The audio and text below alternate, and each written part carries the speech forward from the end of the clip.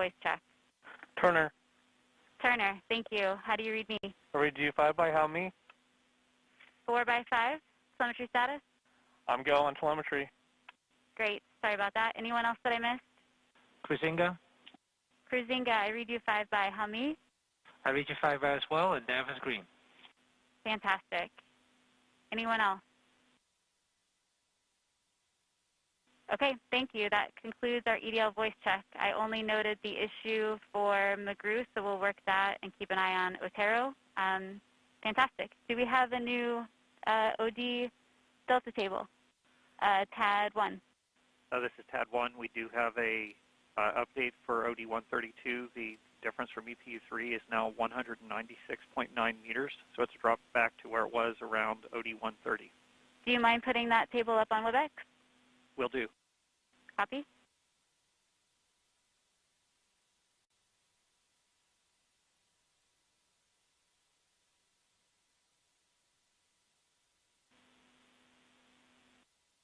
Interguidance 1, can you check the WebEx for chat messages if you haven't seen them?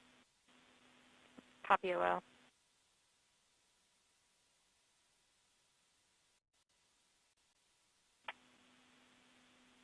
Flight software flight.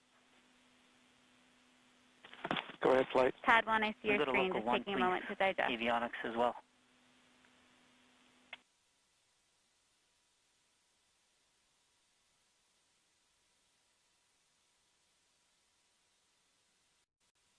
OL1, I pulled up the B plane as well. Copy, thank you.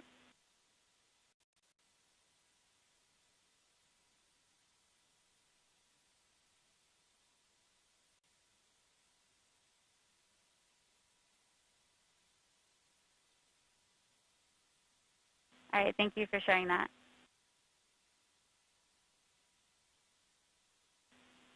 Telecom, this is OL1 on M20 EDL Ops. Do you read me on EDL Ops?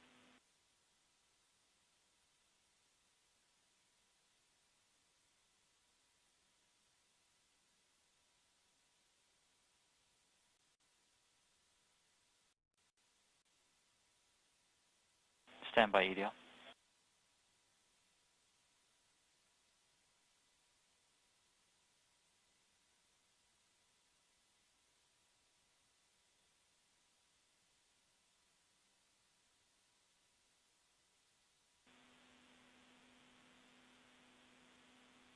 I retract my comment for telecom. I can reach him other ways.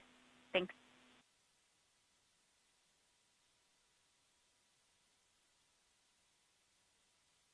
EL telecom. Hi, telecom. Do you mind grabbing the screen and sharing with us momentarily, and then we'll steal it back from you just to check in? Will do. I'll show you what I've got on my laptop here, which is the tones. Stand by. Thank you. Sorry, I had to mute you for a little bit there because there was just too much crosstalk going on.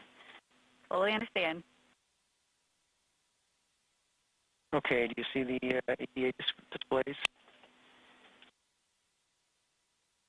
I do, thank you. And what you're seeing on the big screens for the moment is just the OLR displays. Well, one side is an OLR spectrum and the other side is the EDA spectrum. And eventually, when we get to the real thing here, I'll throw the tones up there. Now the tones are just boring blank, as you can see. Copy. Thanks for the summary, telecom.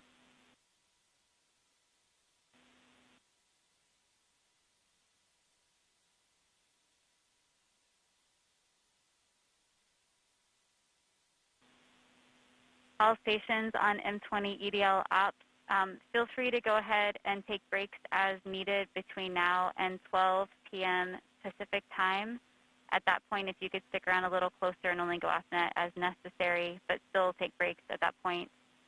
So noon, feel free to go off net and take a little bit longer break. Afternoon, we'll keep them short and sweet as we march toward our 12:23 time to be in our seats. Flight EDLCom. OL1, do you want us to Go check ahead, in EDLCom. if we go off net? We have Yes, completed our voice check and readiness poll TAD with 1 MRO, Maven Electra, Copy, thanks. EDA, Radio Science 1, Radio Science 2, DSN, and GDS.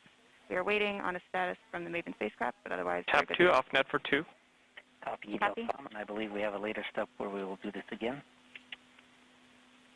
Sounds good. I'll be ready. Oh, well, this is TAP 3. I have OD 131 ready for display. Distance from target 395 meters. Project, I got you 5 by 5. Great. Go ahead and share when you're ready. Copy, I got you 5 by 5 also.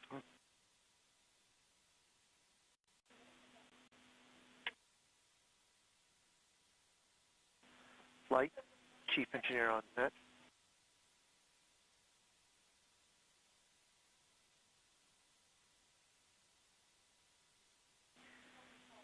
Chief Engineer, I got you 5 by 5. How do you read me? I got you 5 by.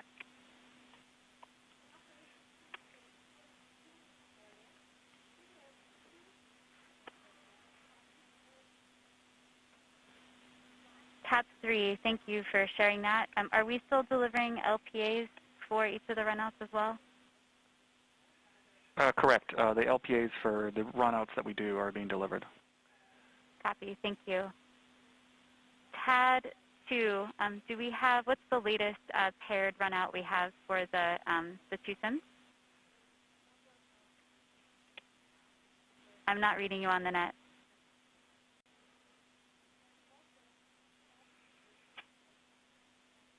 I don't copy.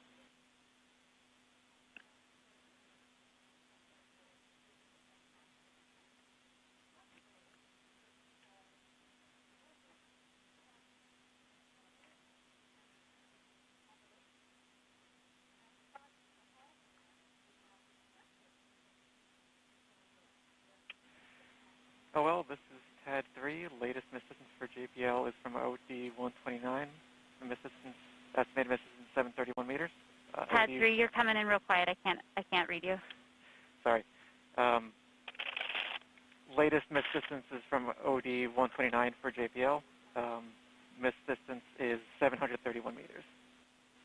Copy. Thanks. Still reading you about 3 by 5. Thank you. OL2, this is TAP 2 back on. Copy. TAP 2.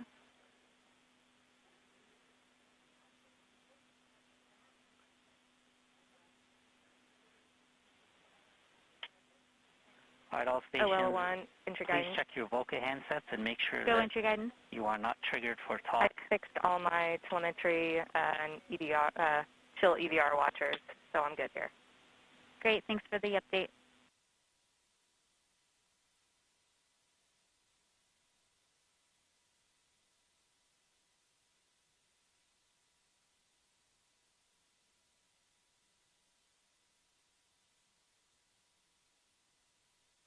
OL, TAP 2, com check. I read you 5 by. Apologies for that. We had a setup configuration problem. I was just trying to inform you that TAD 3 has taken over the LPA runout plots. Copy. Thank you. TAD 2. TAD 3, is there a latest plot you'd like to share? Oh, this is TAD 3. If you give me a few minutes, I can show you 130. Copy. You're still coming in around 2 by 5, by the way. Eat the mic.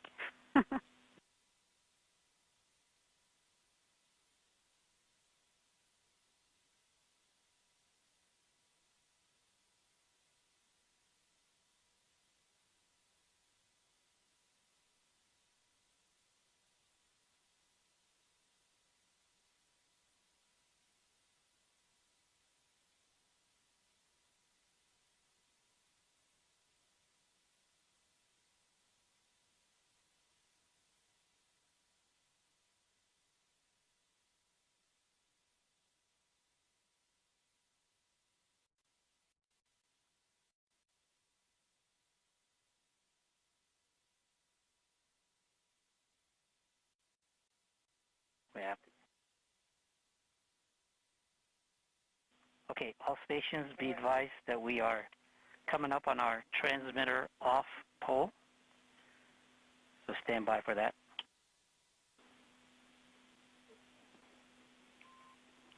Phase 2 off net battery change.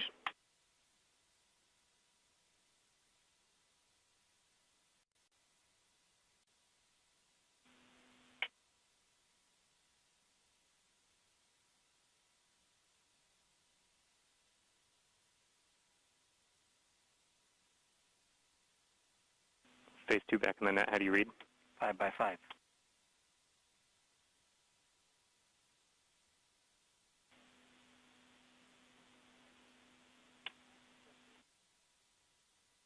OL1, EDL strategic. Sorry, come back. OL1, EDL strategic. Go strategic. Permission to go off net for 5. Absolutely. Thank you.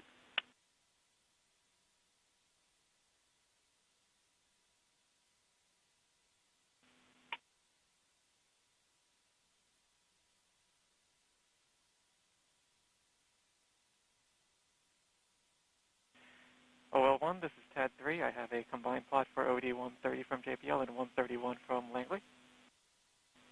Feel free to share it when you're ready. Copy.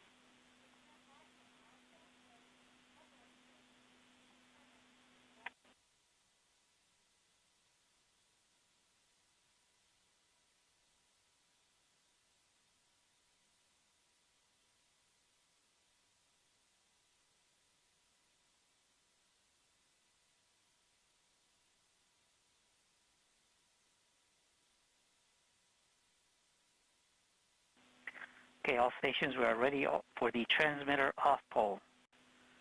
ACS, are you go? ACS, are you go? ACS is go. Phase 2, Phase 2 is go. activity. Activity is go. Uplink lead. Go. Systems. EDL com. Go. Telecom 1. Go. Telecom 2. Telecoms go. GDS 1. Go. GDS 2. Go. Fault protection. Go. Power. Go. Avionics. Go. Thermal. Go. Flight software. Flight software, go. Data management. Go. Propulsion. Go. Art lead. Go. Team chief. Go. ACE. Go. Launch cruise phase lead. Go. Deputy mission. Go. EDL phase lead. Go. Mission assurance. Mission assurances, go. Chief engineer. Chief is go. Project manager. Projects, go. Mission manager. All stations are go for transmitter off. Copy flight, go for transmitter off.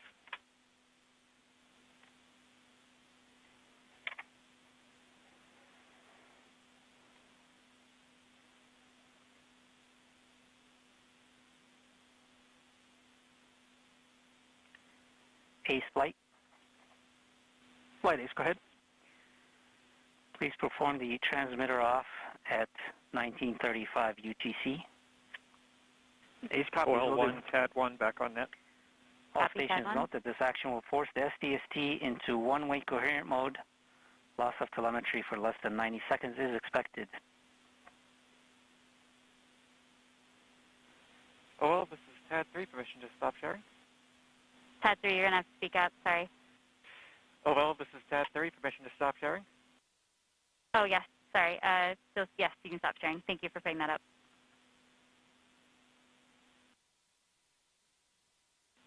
OL1, this is TAD 1. Go. I have OD 133 EVU comparison. The distance off is down to 157.2 meters. What was our previous number? Previous number was 196.9 meters. Copy. Thank you.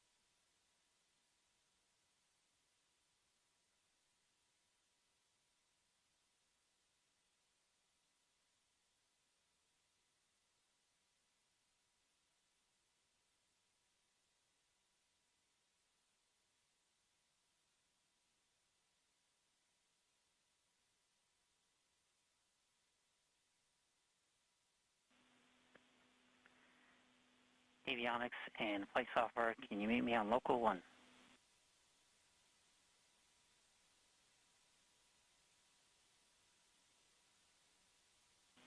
OL2, OL1.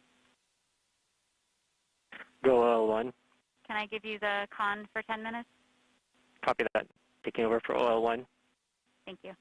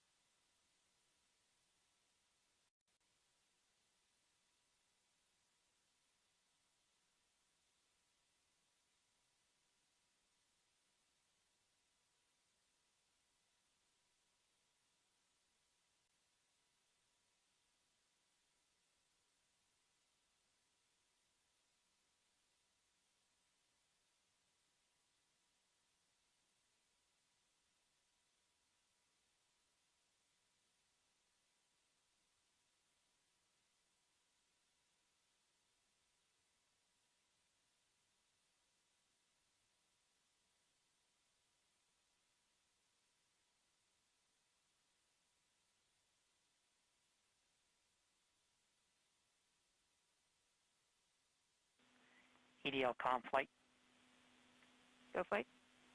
have you performed the comm check and readiness of the orbiters?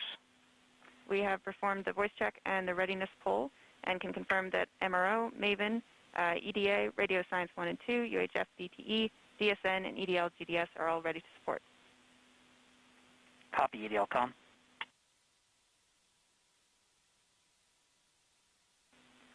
OL1, OL3.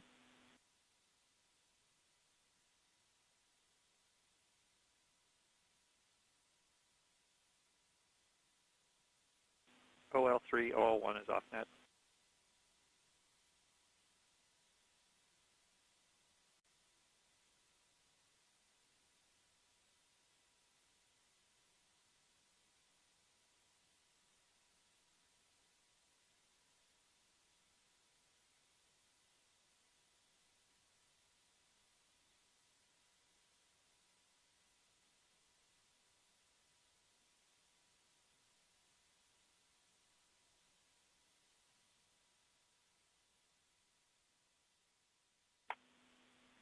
Ace flight. Flight Ace. Just confirming we are 2 minutes away from transmitter off. Roger that.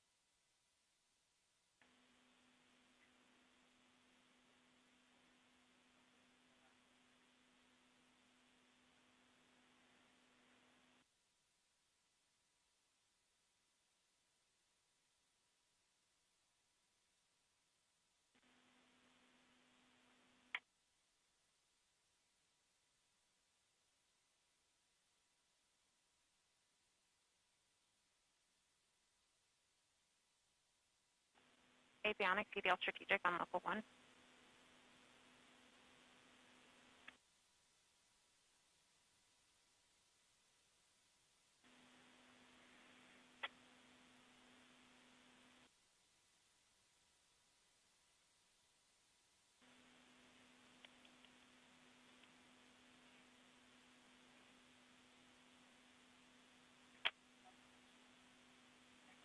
Flight Ace. Go East. Okay, Station 63, turn transmitter drive off, 193502. Copy East, 193502. Activity flight. Go flight. We are coming up on our check for the EDL hook sequence, EDL 1503. That's affirmative.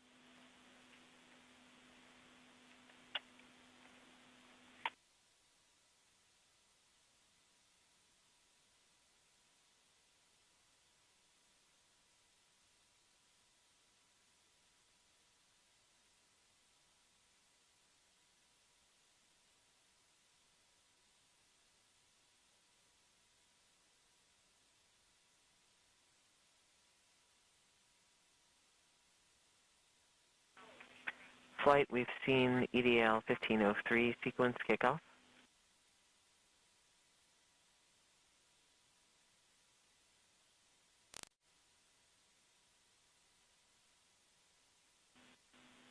Copy activity.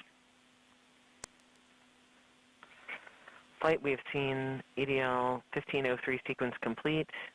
All EVRs, as we'd expect, disabling the 4 SFP monitors and setting the states to healthy. All protection, when you have the telemetry, let's confirm the disabled states. Copy flight. Stand by.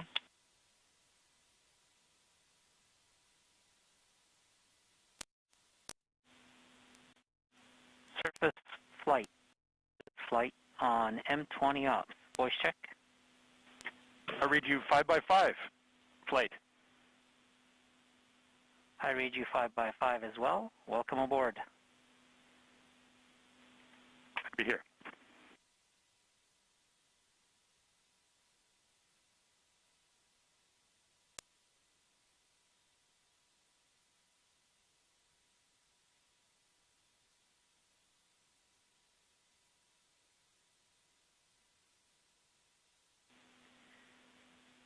Nav flight. Go ahead, flight.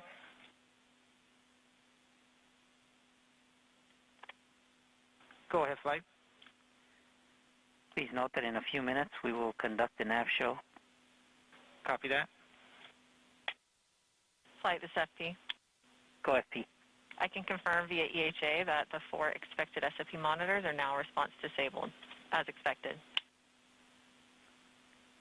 Copy all protection.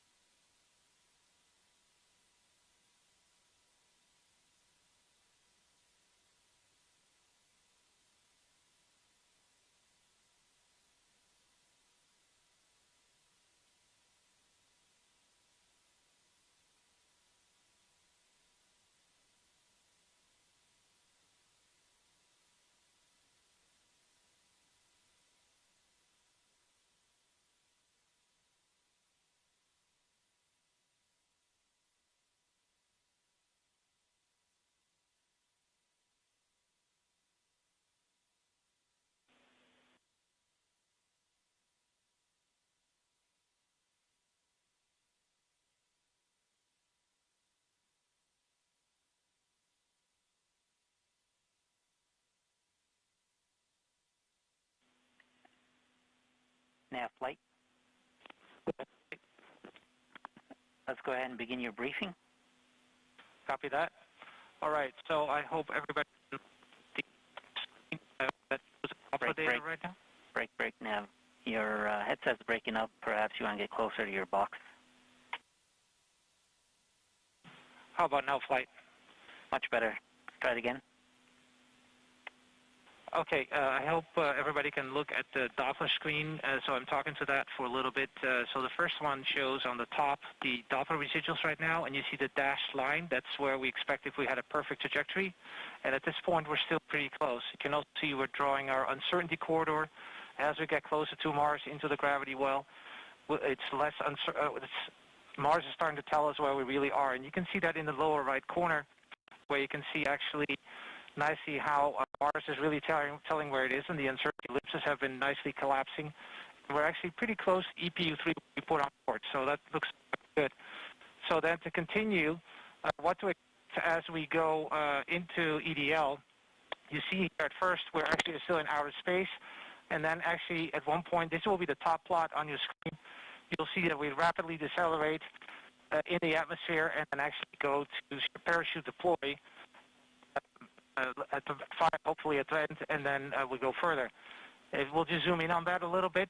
So this just shows you more zoom in of that, and we'll do that actually during the EDL so you can get a good look at all. And you can see all the events that are going to put dashed lines because they're not quite certain at what time they exactly, but it should be close.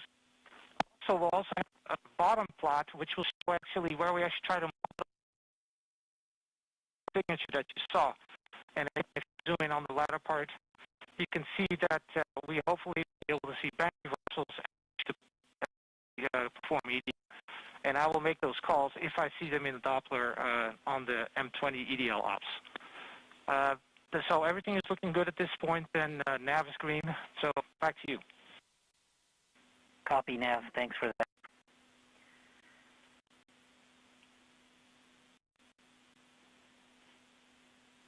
Stations be advised at 11:49 local, we'll begin our EDL main briefing, as well as our EDL COM briefing.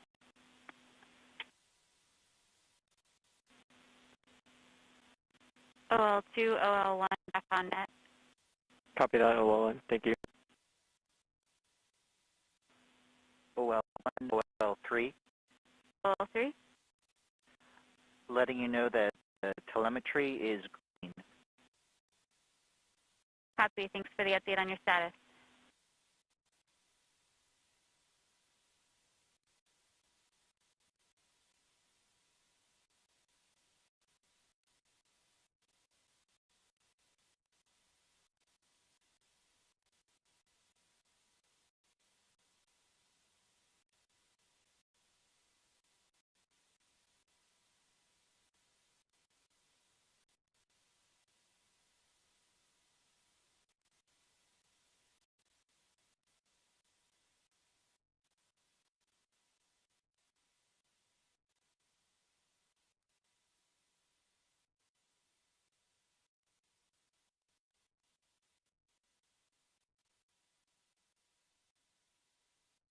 OL1, this is tab 1. Go tab 1. We have a EPU comparison for OD134. The position delta is now 148.1 meters. As a reminder, the previous was 157.2. Copy. Do you mind sharing the table briefly?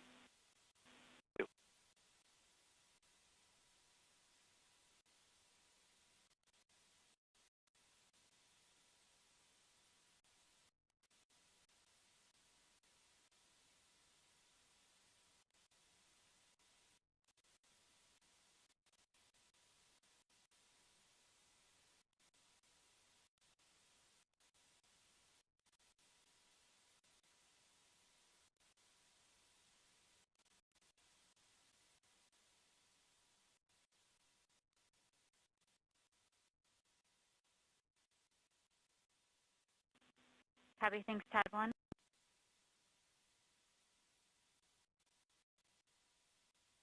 If you have the B-plane handy, can you add it to it? If not, I can switch it. Yeah, I think I have it. Actually, I only see 133 in my email.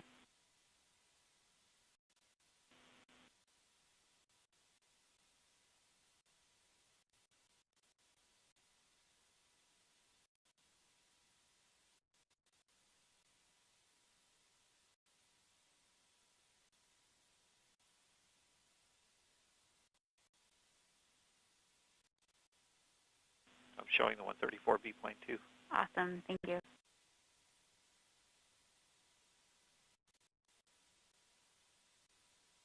All right, we finally see a little bit of the twist we've been looking for here in the end game.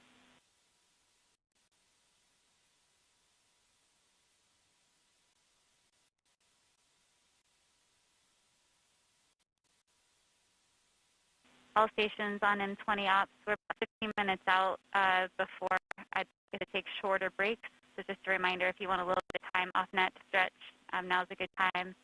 If you hadn't had any peanuts and want some, feel free to do that while you're out there as well.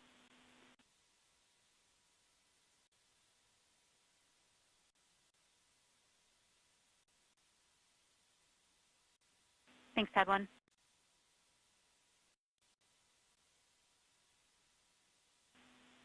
Oh, well, this is TAD 3. Current JPL assistance for OD 131 is 759 meters. TAD 3, that was for 131? Affirmative. Copy, thank you.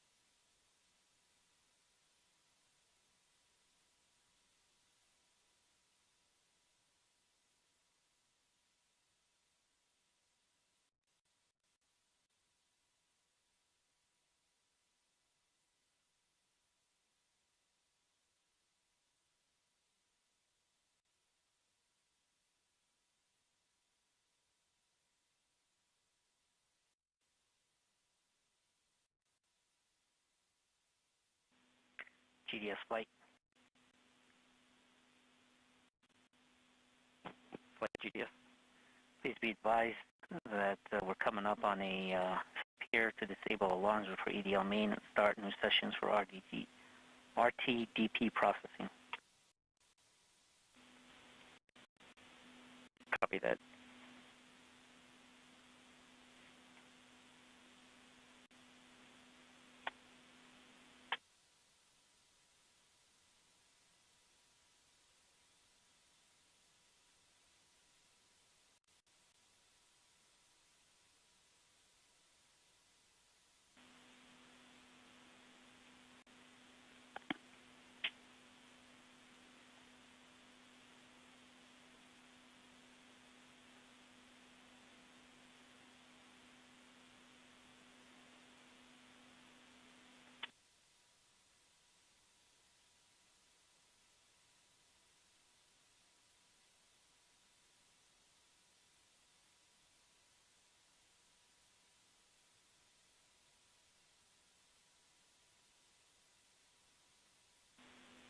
OL1, EDL activity 2, voice check.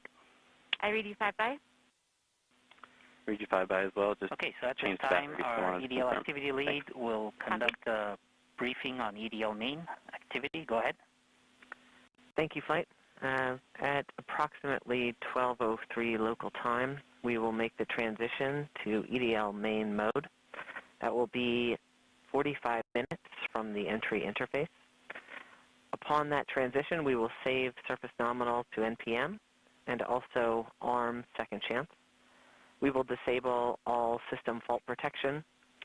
We will mark our EDL critical devices healthy, TDS, the DIMUs, DMCA, and VCE. We will set our vehicle configuration to cruise and our vehicle configuration history to surface. We'll disable any remaining CBM windows, which there should be none, and we'll mask the alarm clock wake-ups for both the cruise and descent stage PAMs.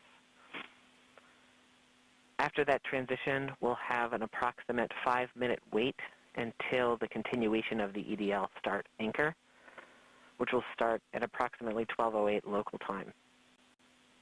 In the EDL start anchor, we will power off the LCAM heater.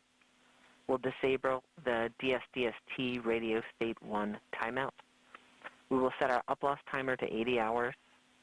We'll disable the DMCA fault protection and the DIMU and LVS thermal fault protection. We will power on our backup REPA. We will then stop AMAN and reacquire our pseudo-celestial IMU knowledge and sync our nav filter. We'll change our CBM row to EDL reserved two-way non-coherent. This row reinforces CBM windows disabled. Our packetization will be on. It will turn off ranging and switch to the auxiliary oscillator.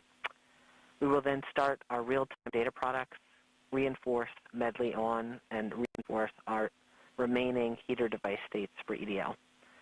At this point, we will be 34.5 minutes from entry. We will have a long 16.5-minute wait until the next autonomous anchor, which will occur at 12:30 local time.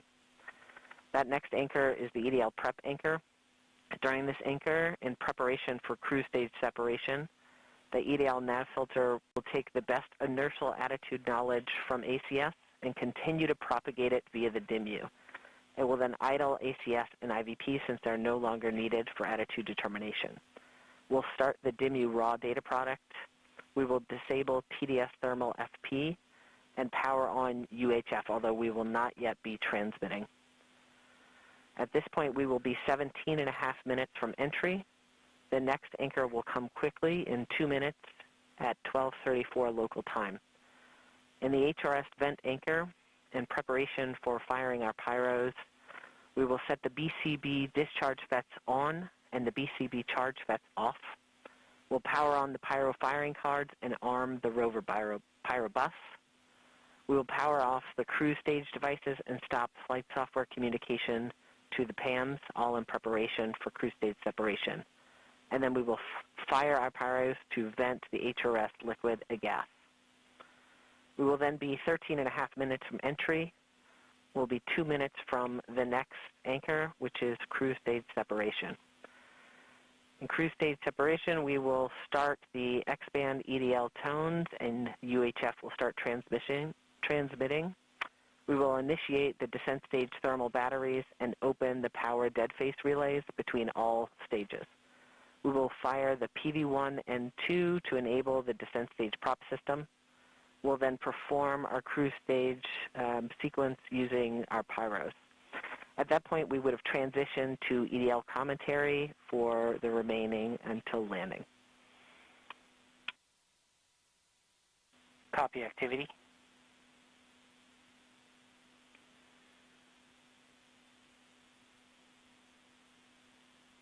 OL, this is TAP 3. EDL comm flight. OD133, ready for display. At this time, let's go ahead and do our EDL comm briefing. Copy that. I would like to inform the team of our upcoming X-band telemetry loss just prior to cruise stage separation due to the transition to direct-to-earth tones. We can expect X-band tones only until we have telemetry lock with MRO, which will be about 1 minute prior to entry. This means we will be tones only for about 9 minutes before receiving telemetry via MRO. Just a question. An additional note for the flight team, maybe no because need I'm to missing reconfigure something. telemetry Are viewers. we just starting to do every telemetry other run out where there was X-band telemetry? Based on what's being delivered? Additionally, for anyone who's monitoring a different subsystem, a reminder that EDL will hog the bandwidth of our 8 kilobit per second stream. We also expect loss of comm at periods of antenna switching, explicitly backshell separation and rover separation, and during a possible plasma blackout. Finally, we expect to lose direct Earth NFSK tones about a minute prior to landing around backshell separation being delivered more quickly than now, though it is unlikely, we could also lose direct to Earth prior to this Earth set if we experience a TWITA overcurrent event, or we could lose UHF at mobility deploy. Well, this is TAP 3. Can you repeat your question here? Event that affects the Electra. Nominally, we expect to have UHF coverage through 7 minutes after I just wanted to touchdown, make sure I understood why we're not doing, I don't see sequential numbers anymore, but we're doing every other one in the runout. Copy. Correct. We're receiving ESS for every other OD solution, so we're running all the ESS we're getting. Perfect. Thank you.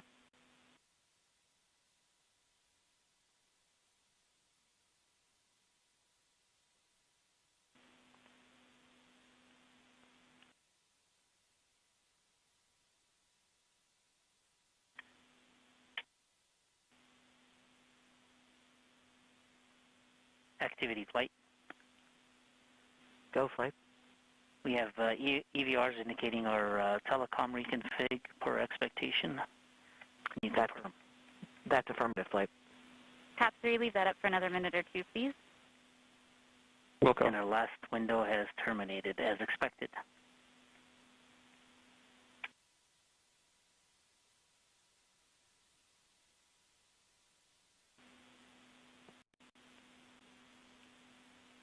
ADL team in the war room, we were getting comments that some of people's masks don't look like they're tight, so please make sure that it looks like you have a good seal on around your mask.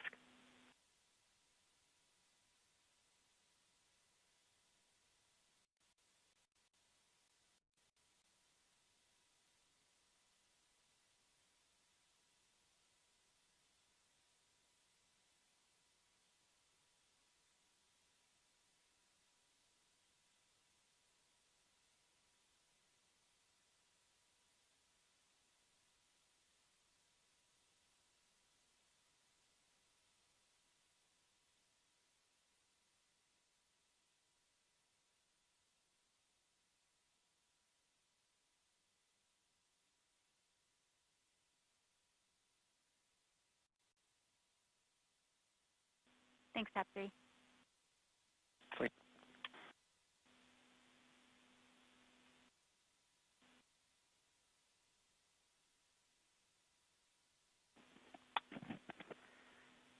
EDL activity off net for 5. Copy. Flight telecom. Go ahead, telecom. In just under half a minute, we're going to go one way and lose telemetry briefly until the station locks up again.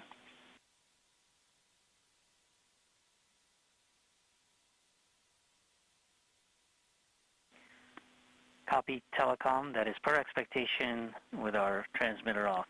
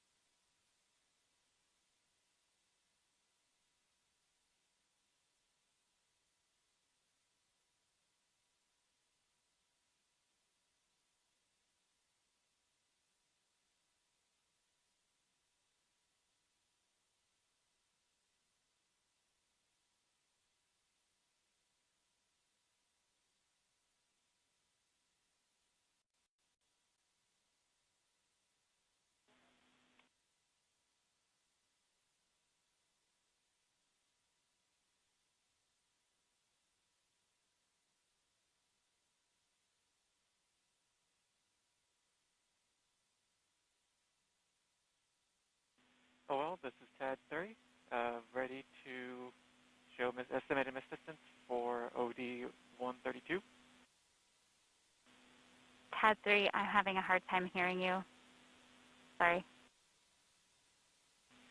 OL3, sorry.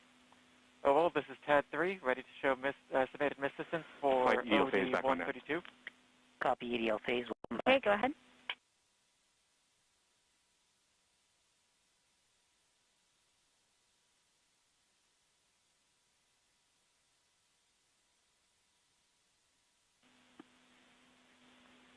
Flight Ace. Go Ace.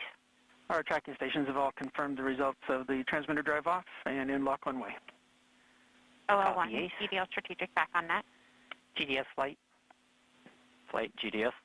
At this time, I'd like to disable the alarms before EDL main. So please disable all the alarm files in the OL1, activity lead 2, back on net. Copy that. CDP. Copy AL2, copy that, strategic. Thanks.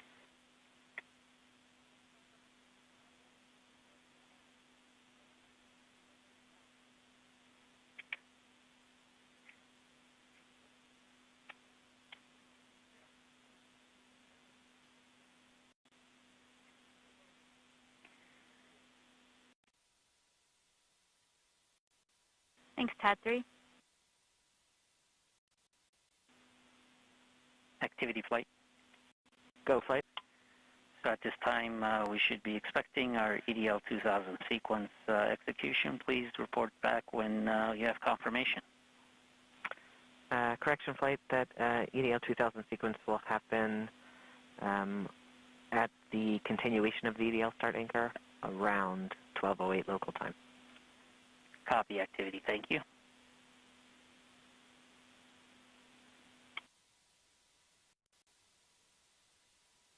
OL1, EDL GNC, voice check after battery swap. I read you 5 by.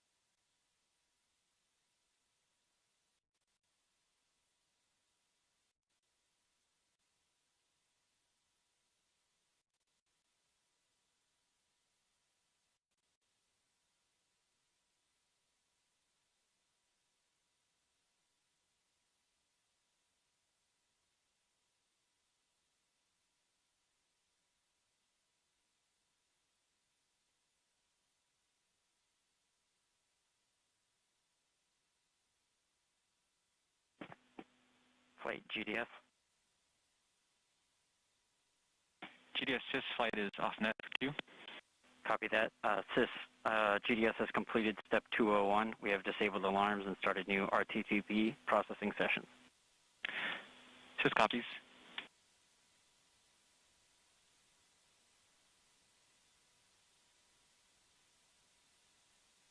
OL Langley, off net for 2.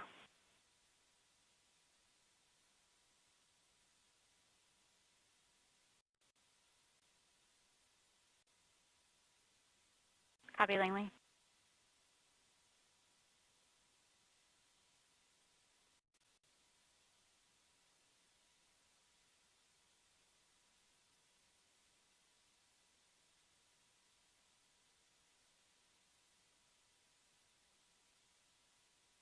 OL1, this is TAD1.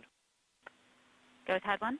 We have an OD kicked off 135 the transition to EDL main mode. Delivery and difference we have the disabled EP3, system fault protection, position distance armed is now second chance, 147.7 and meters. are marking our EDL for slightly critical down devices from healthy. 148.1 meters on the previous. Copy. Thank you, TAD 1. Welcome to EDL main. Just a reminder, flight, that we'll have a 5-minute wait before we see the remaining telemetry in the EDL start. Sure, please. All stations on EDL ops, we are about 19 minutes from our time to be in our seats with no further breaks or distractions.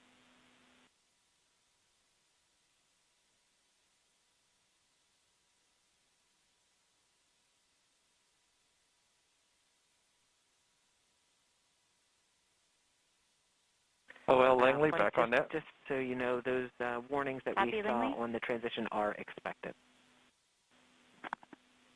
Copy activity. OL, tab 2 is going to be off for 2. Copy tab 2. OL, entry guidance also off for 2. Copy entry guidance. You're coming in about 3 by 5, by the way.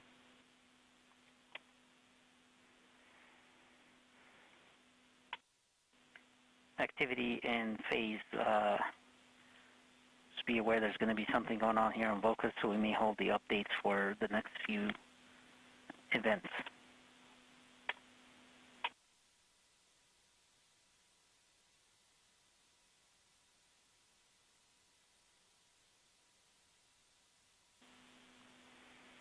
At take that back. It looks like that might have gotten pushed a little bit, so we do have the room to do our updates here.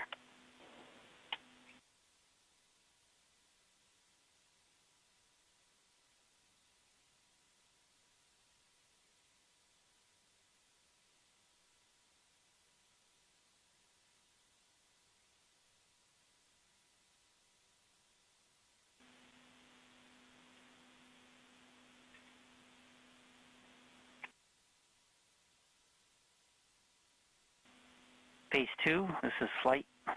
Go flight. So can you give the team a briefing on what happens at EDL main with the configuration of the system? Yeah, so activity gave you a great rundown of all of the things that happen at this critical transition. But just to give everyone a little more of an idea of what this means for the spacecraft, we have just undergone a transition from EDL approach mode, which we entered about 6 days ago, to the EDL main spacecraft mode. And this is really a fundamental shift in how we've operated the vehicle since it departed Earth. Previously, the spacecraft was programmed to maintain thermal control, communication with the ground, and stable power margins, even if that meant interrupting programmed activities and dropping into a safe state. With the transition to EDL main, the spacecraft's #1 priority is setting itself up for success on the journey down to the Martian surface. So as part of this mode change, like activity mentioned, we have gone ahead and disabled all system fault protection responses because we no longer need the spacecraft to stop and wait for intervention from the ground to recover. In fact, we need the exact opposite.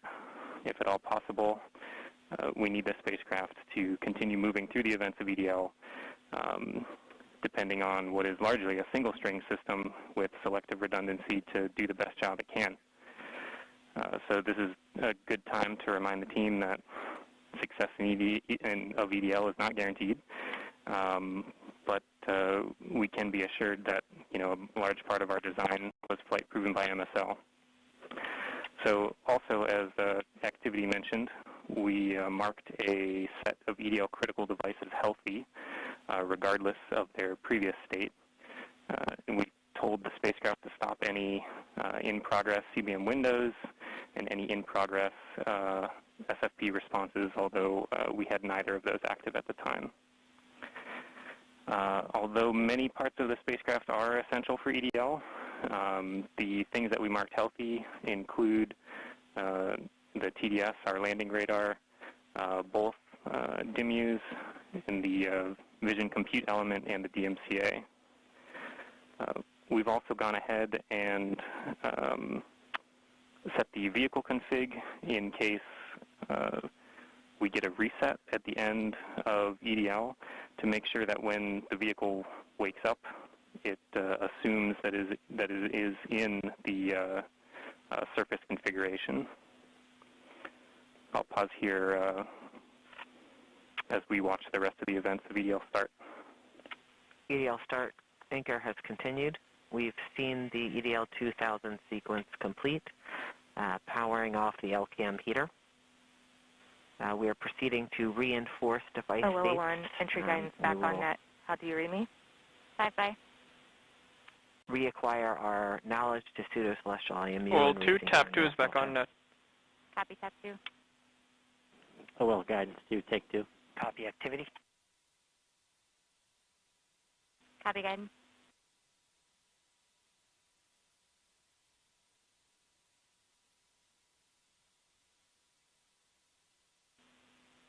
OL2, OL1, can you take the con for 2 minutes? Copy that. Thank you.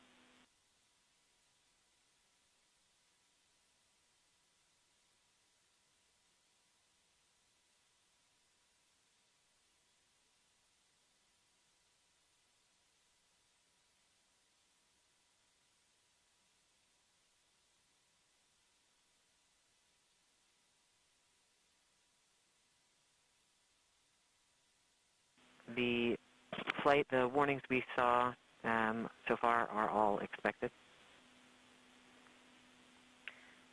Copy activity.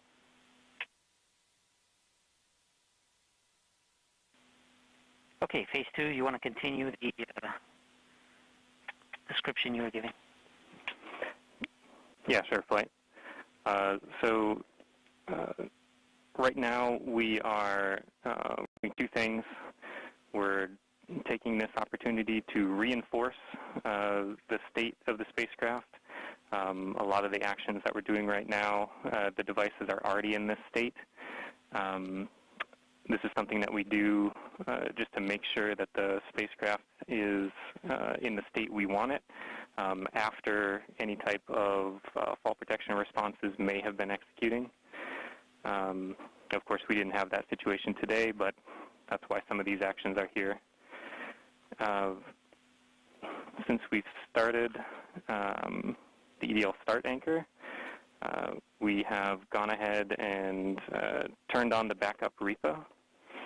We've also turned off the LCAM heater, which was preheating the LCAM to the appropriate temperature for the beginning of EDL, so we can so it can coast down thermally and be at the right temperature when we use it later on, just before backshell step.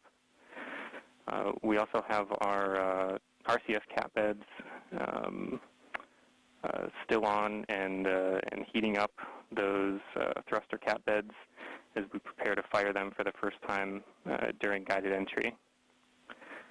We should have no change in our avionics state except for the RU readiness that we saw at the beginning, and our flight software execution state should remain the same. But the backup computer running Second Chance will have armed itself and it is prepared to take over as we go through EDL if we should experience any type of reset from the prime computer. OL1 back on net. Copy that. OL2 going off net for 2. Copy. As we speak, we are transitioning CBM states, and I think activity is going to give us a little more information on that in their update. Yeah, copy phase. The CBM change, as I mentioned previously, is to the EDL reserve two-way non-coherent route. Activity. Copy flight. EDL phase, go ahead. I'd like to see pep talk, I guess, to the team. All right. You know I'm terrible at pep talks. I think my reputation precedes me there. And look, I know this hasn't been easy, right? I'm not even sure we've even been all in the same room at the same time. I mean, I'm staring at folks across the internet as well. Even now, right? Only. Yeah. Voice check. Okay. I do want to just extend my heartfelt appreciation from the EDL team to the launch crews team. You've done everything we've asked for, right? I mean, you've battled anomalies, you've dealt with CEFIs, you've done everything. You delivered a healthy spacecraft to the place that we want to go. And she's right on target, right? We did the last maneuver literally 2 months ago, right? This is pretty incredible, in my opinion. And she's armed with the right information to help us land. Doing the parameter update last night, we're ready to roll. You've done everything right. And you've put up with us too, right? You've put up with our eccentricities and the things we like to do in EDL land. So I very much appreciate that. So you all should sleep in on Friday, since you guys have earned it. Thanks for literally and figuratively putting us in the right position to succeed. And let's land on Mars together. Copy EDL phase.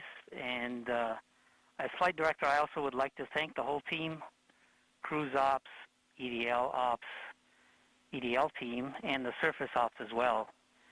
It's been an amazing journey. I think we all know that. And it's been my honor and pleasure to work with you all side by side. And your tireless efforts and endurance in the face of our challenges has been truly, truly inspiring. So kudos to you. Mission, would you like to say something? Yeah, just echoing the same words that Al and Magdi have mentioned. You guys have overcome great obstacles in the last 6.5 months, and it started with an earthquake in this room on launch day at L-20 minutes. So I can't be more proud than all of the achievements that you guys have pulled off in the last 6.5 months. Whatever happens in the next hour and a half, you can be proud of the achievements that you've accomplished so far. I look forward to seeing you on the other side, And I only wish that the rest of our team could be sharing this moment with us. This is a very unusual event. This room is only half as full as it would be if we weren't in this pandemic. So missing everybody on the team who's not with us here today.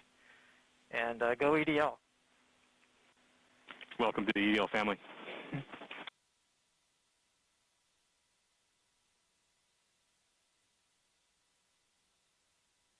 Oh, 102 back on net. And with that, Godspeed, perseverance. All right, activity.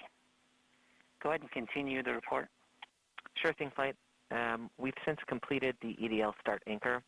As I was mentioning, we changed our CBM row to EDL reserve two-way non-coherent. That row reinforces our CBM windows disabled, keeps our packetization on, it turns off our ranging and switches to the auxiliary oscillator. We have also started our real-time data products and reinforced Medley on. At this time, our next anchor will be at 12:30 local time.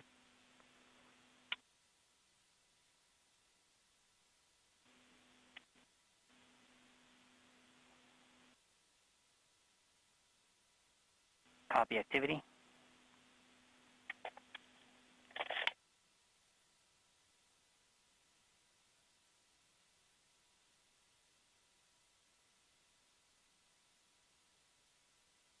OL1, this is TAD1. Go TAD1.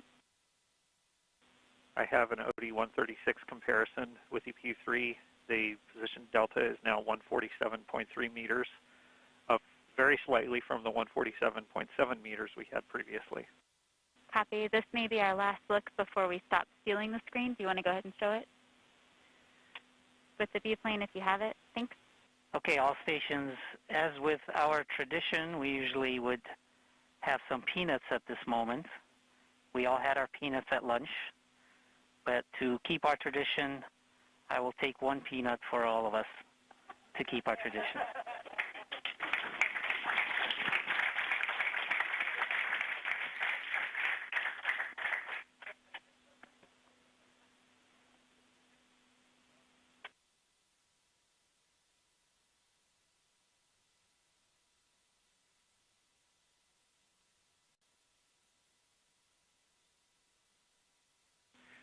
Oh, well, this is TAD3. Go. Miss distance for OD133 is 810 meters. Copy. Do you have a pair of runouts on a plot you'd like to share? Yes, I do. Please do.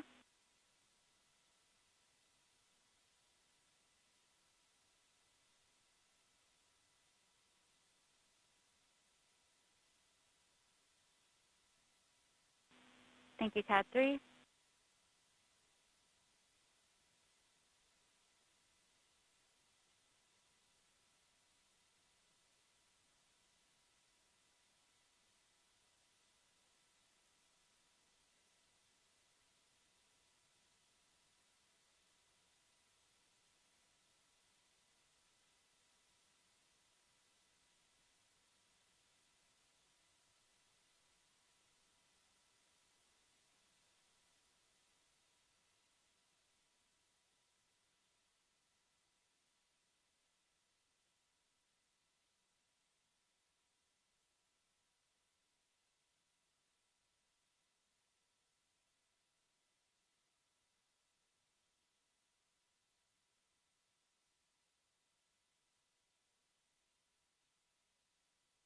Flight Telecom.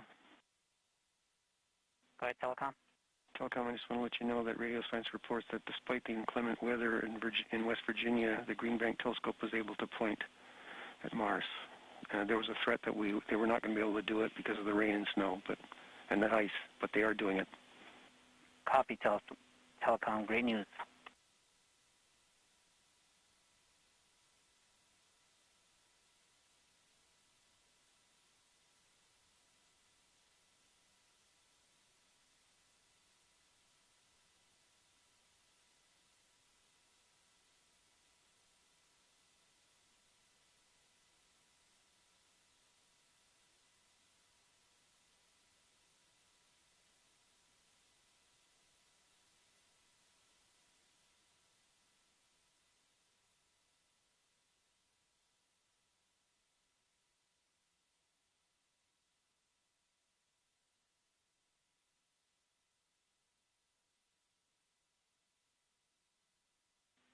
Systems flight. Go flight. Were you able to find the visualization so we can display it? Affirmative. I will try again. My computer was having trouble with the visualization and WebEx, but I will restart WebEx and try again. Copy.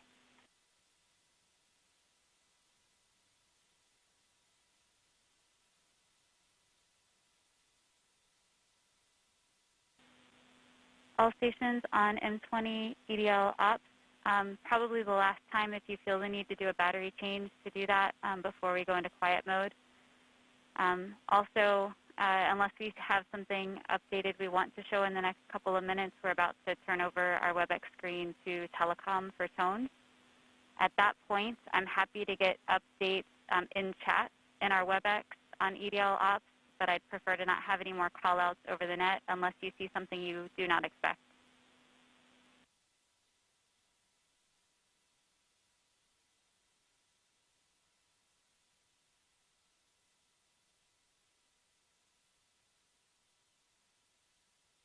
OL, this is TAP 3. I have the runout solution for OD135, distance to target, 392 meters. Copy. Feel free to share if you'd like.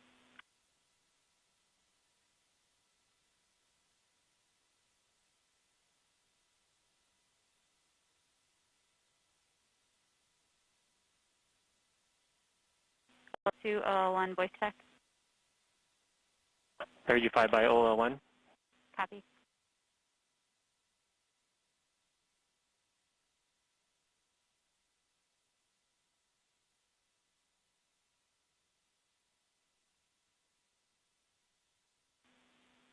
Looks good. Thank you. Top 3.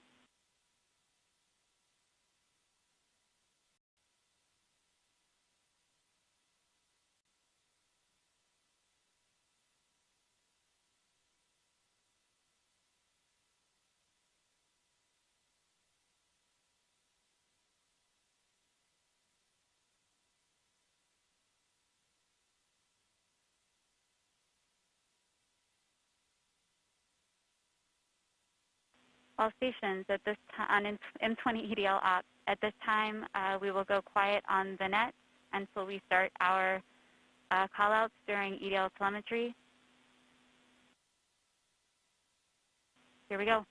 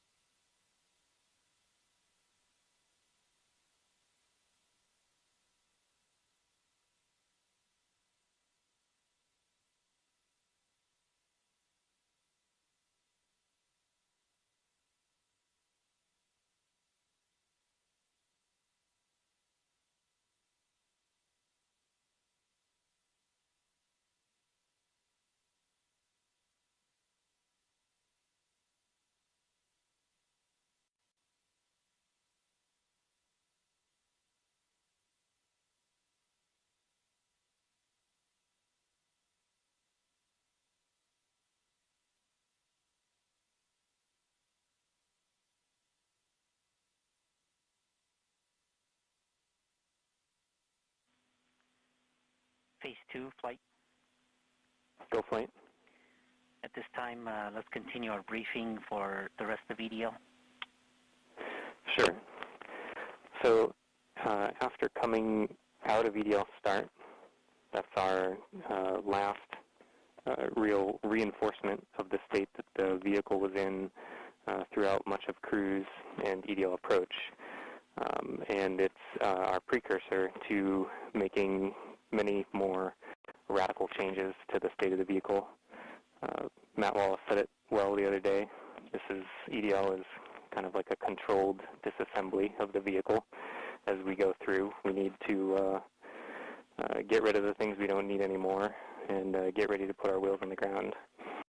So one of the final things that we're doing here is ensuring that our ACS knowledge is top-notch. We depend on ACS to pass an estimate of the vehicle's attitude and rate of change to EDL, and that's our starting point for propagating down to the ground. When we come up in the EDL prep anchor is when we'll take the last state from ACS, and we'll be propagating from that point to the ground until we get more knowledge from the radar once we turn it on. I can give a high-level overview of some of the events that are going to transpire throughout EDL. Of course, commentary will be detailing this as we go through, and you'll hear a lot of members of the EDL team calling out specific events as they occur and indicators as we see them. But to give everyone an idea of what we're going to see, we will first start shortly here. We'll get news that the vehicle has separated the cruise stage since we no longer need that. We need to prepare for entry into the atmosphere. After that, we will indeed start the entry process. At this point, we're depending on the heat shield to both protect the spacecraft and help slow us down. We'll be gathering data from our Medley sensors, and we'll be decelerating rapidly at that point. As we make our way through the atmosphere, we'll be firing our DRCS thrusters that poke out the back of the back shell, and this will allow us to steer our trajectory as we make our way through the atmosphere. This is one of the things that allowed MSL, the Curiosity rover, to land where it did, and we're depending on the same type of entry guidance this time around to help get us very close to our target. As we make our way through entry, finish our guided entry profile, we'll do a maneuver called heading alignment, where we point toward the target and get ready to deploy the parachute. But before we deploy the parachute, we need to get rid of a set of balance masses that have been giving us a center of gravity, or CG offset, throughout the guided entry phase. So these are called the entry balance masses. We also call this maneuver SUFR, S-U-F-R, or straighten up and fly right. So we'll go ahead and eject those masses when we get a trigger from the GNC system telling us that we're at the appropriate range to the target to do so. As soon as we deploy those, we will no longer have a CG offset, and we'll be ready to deploy the parachute 17 seconds later.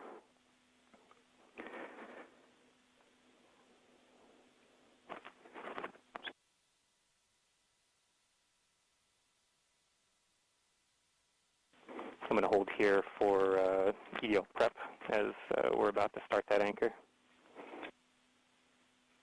Copy phase 2. And activity, please call that out when it's ready. Copy, Flip.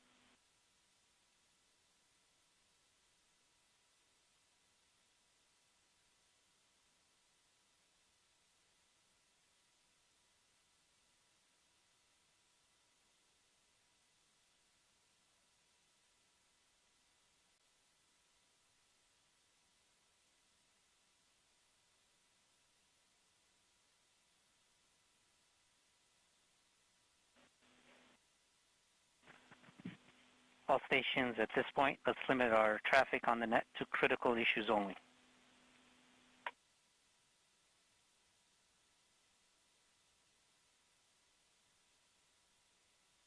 Flight EDLCOM. Go EDLCOM. As per step 205 in the OCP, we can confirm that MRO has started their first flu. Copy EDL com.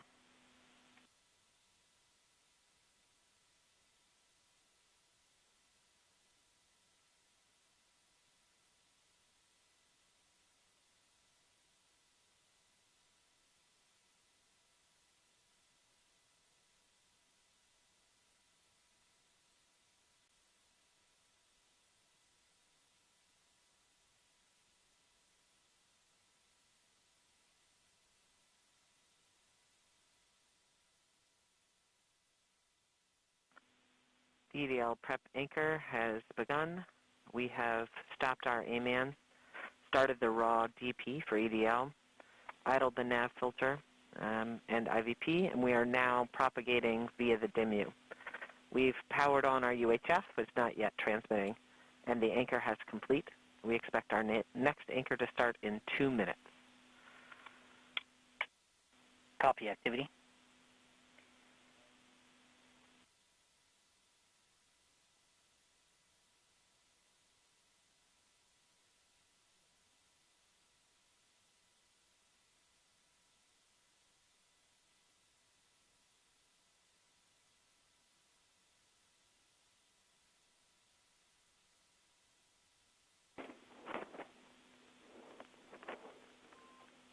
Phase 2 taking a battery change.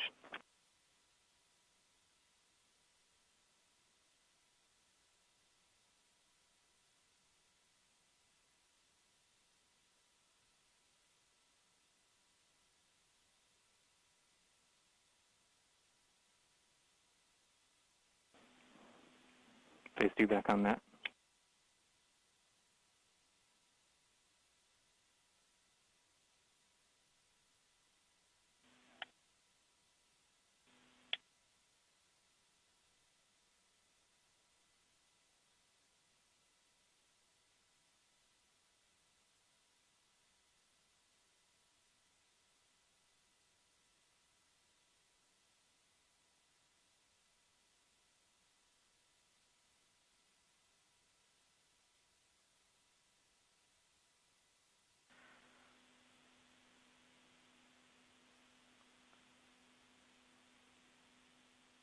The HRS vent anchor has begun. Here we are reinforcing the BCB discharge and charge states.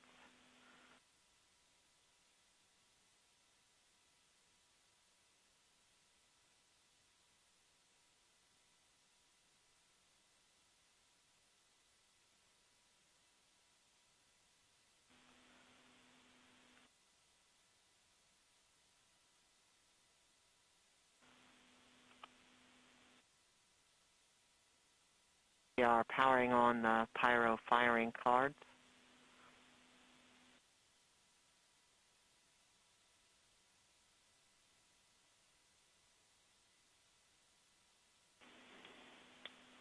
Flight, we're about 14 minutes from entry interface.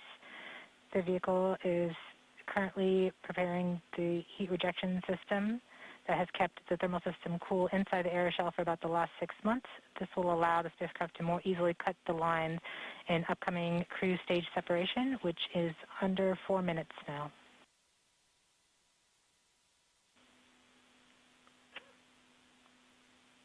We have now enabled the rover pyro bus.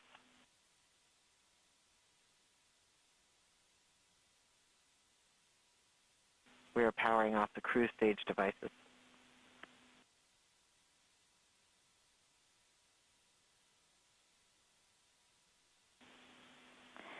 The vehicle is preparing for the upcoming cruise stage separation in about 3 minutes, 15 seconds by powering off all the devices on the cruise stage in order that they can be safe once the cruise stage is jettisoned.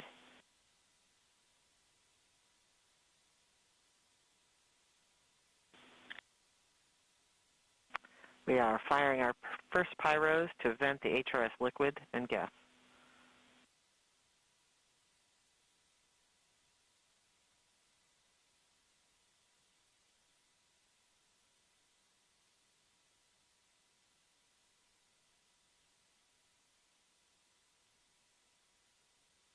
The HRS vent anchor is complete.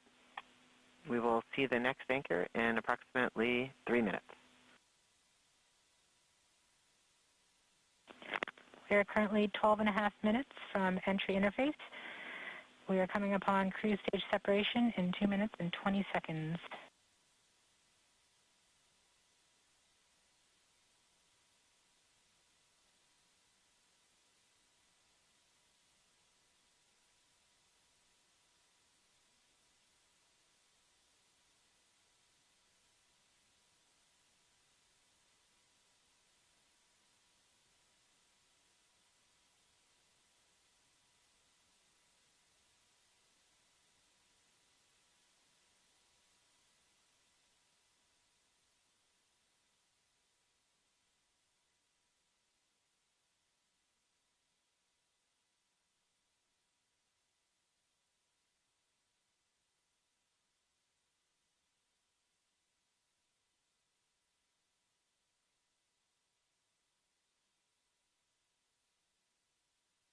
We're about 1.5 minutes from cruise stage separation, about 11 minutes, 20 seconds from entry interface.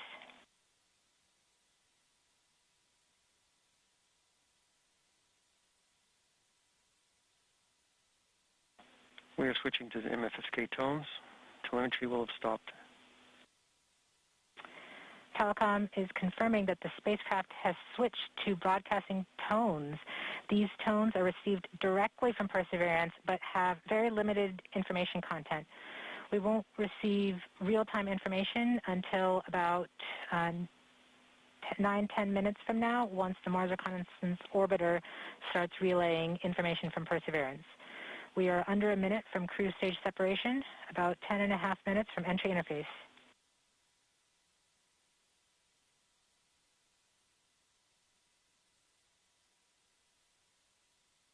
We are seeing the heartbeat tones.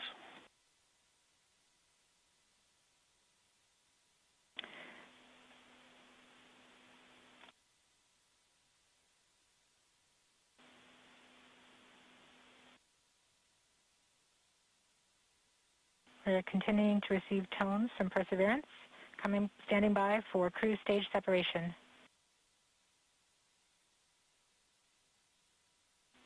RCS priming.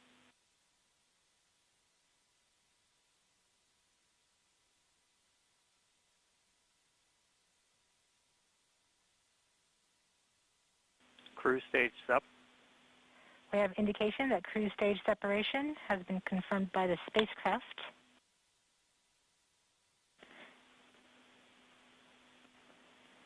In about 1 minute, Perseverance's landing software will wake up and begin the final preparations for entry. The first action it will do is to fire warm-up pulses with its entry thrusters. These pulses ensure that the spacecraft gets the thrust that it wants during entry interface. We're about 9 minutes from entry interface.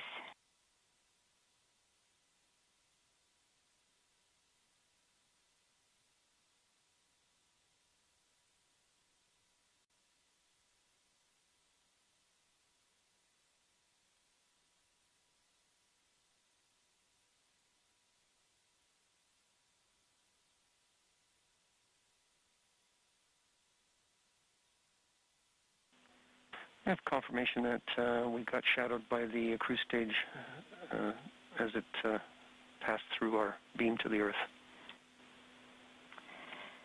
Telecom indicated actually that we could see a signal that the cruise stage went between the Perseverance entry capsule and Earth. So we saw a little blip, the data stream indicating cruise stage separation. We have confirmation that the vehicle has started warming up those entry thrusters. Warm-up pulses have begun. Spin down.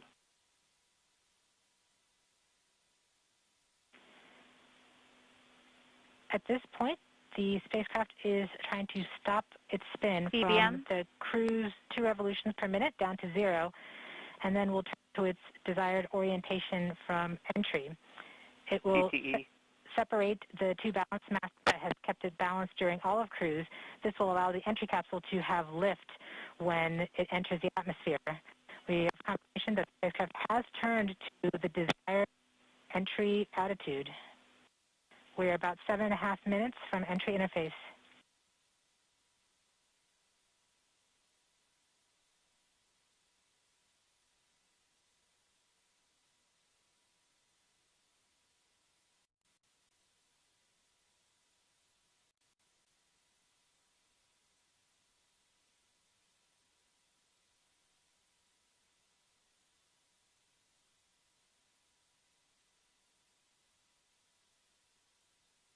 MRO reports carrier lock.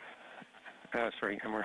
The DTE from Radio Science from Greenbank reports carrier lock. You see the carrier on the downlink.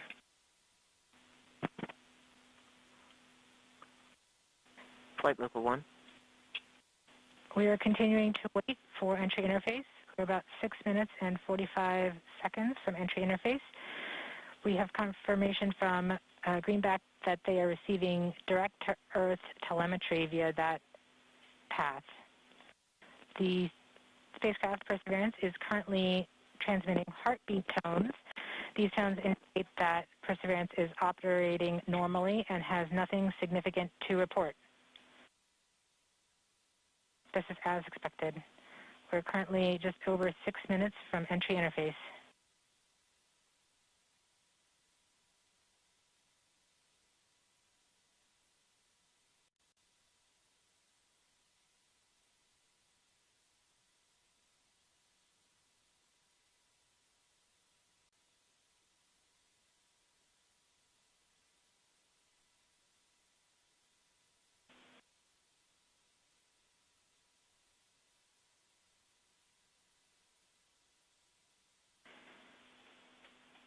We're just under, we're about 5.5 minutes from entry interface.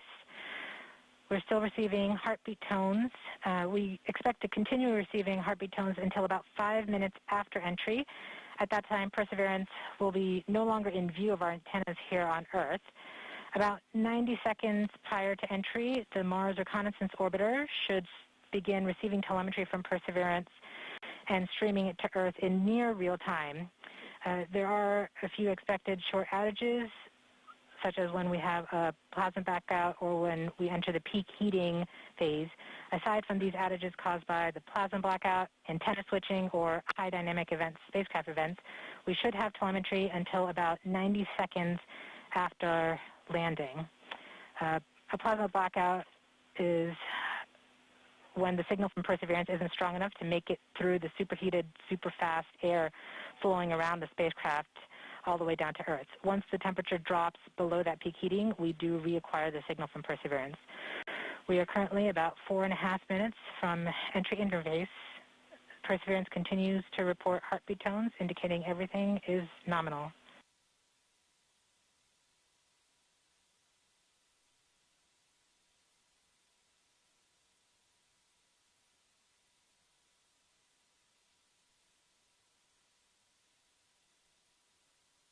MRO reports the electro radio is powered on, ready to receive signals from the lander.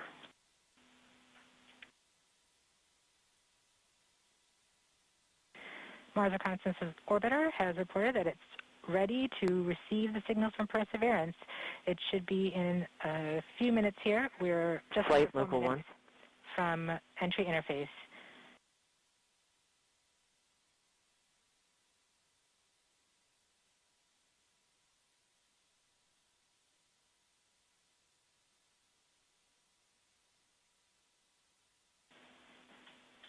Around this time, a second spacecraft, MAVEN, should begin picking up telemetry from Perseverance and will continue to record that telemetry until several minutes post-landing.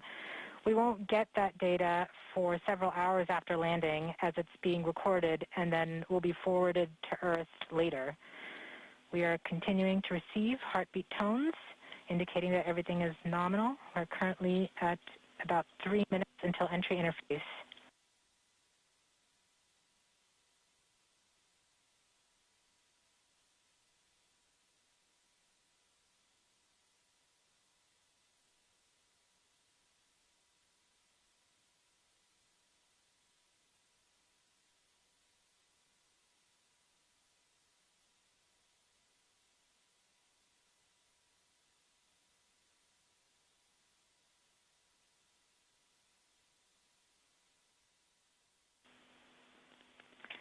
We are 2 minutes from entry interface.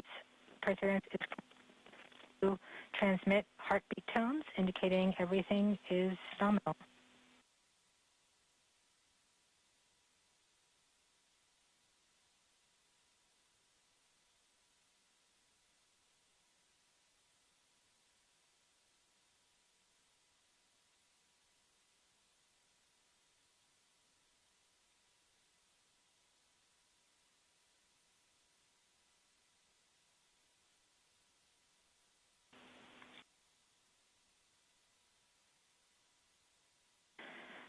We're just under 2 minutes from entry interface. As it gets closer to Mars, Perseverance is actually being pulled in by gravity and accelerating. By the time Perseverance reaches entry interface point, she should be going just under 5.4 kilometers per second. We're at about 90 seconds from entry interface and standing by for Mars Reconnaissance Orbiter to pick up the telemetry.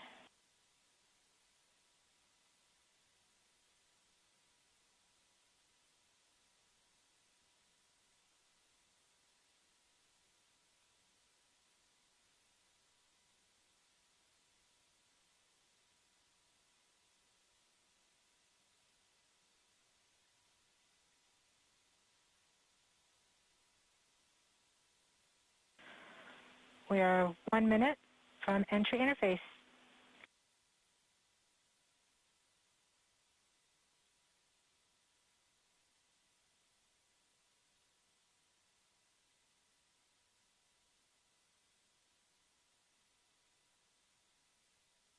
MROs are in receive mode. We have confirmation that the Mars Reconnaissance Orbiter is now relaying data from Perseverance. We're about 30 seconds from entry interface. Perseverance is going about 5.2 kilometers per second and is about 190 kilometers altitude above the surface of Mars. Confirm UHF data flow.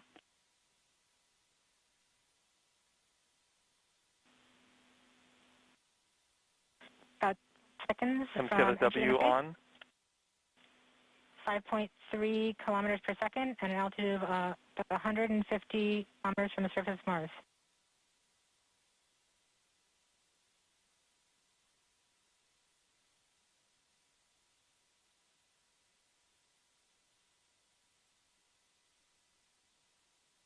Entry.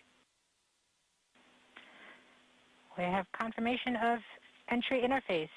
Perseverance is currently going 5.3 kilometers per second at an altitude of about 120 kilometers from the surface of Mars.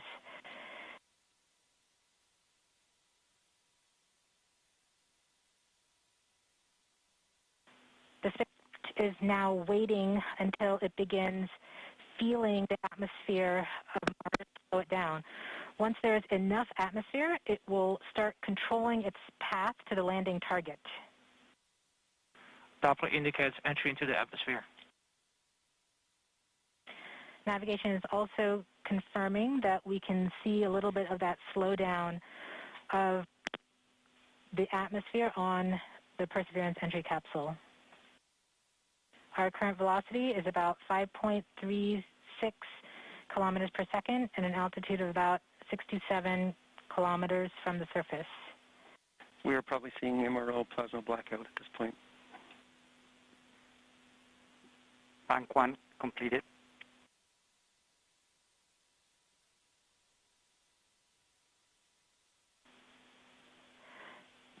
MRO has lost log. Doppler indicate reversal, bank reversal. We have indications that Perseverance is now performing bank reversals in the atmosphere. These are the steps in order to control its distance to the landing target. Perseverance has just passed through the point of maximum deceleration and has indicated that it felt approximately 10 Earth Gs of deceleration. MRO has lock again. Doppler indicate reversal. Bank 2 complete. We saw a small outage of the UHF telemetry from Mars Reconnaissance Orbiter during that peak heating phase, likely caused by the plasma blackout. Perseverance is still continuing to perform bank reversals in the atmosphere to control its distance to the landing target. Lovely. Okay, reversal. End of range control, range minus 1.9 kilometers, cross range minus 2.4 kilometers. Perseverance is going about 1 kilometers per second at an altitude of about 16 kilometers from the surface of Mars. We have entered heading alignment, which means Perseverance is no longer trying to control the distance to Mars, but to the target on Mars, but instead is flying straight to the target.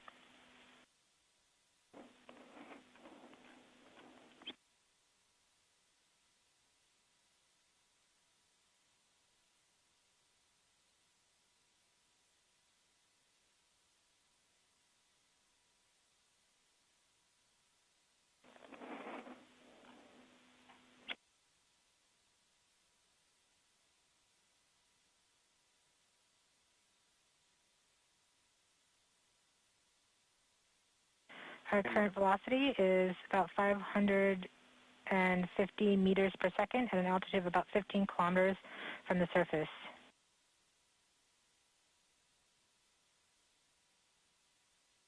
MRO is reporting good telemetry log. We are coming upon the start. We are starting the straighten up and fly right maneuver, UBMD jettison, where the spacecraft will jettison the entry balance masses in preparation for parachute deploy and to roll over to give the radar a better look at the ground. Indicate chute deploy. The navigation has confirmed that the parachute has deployed, and we are seeing significant deceleration in the velocity. Our current velocity is 440 meters per second at an altitude of about 12 kilometers from the surface of Mars.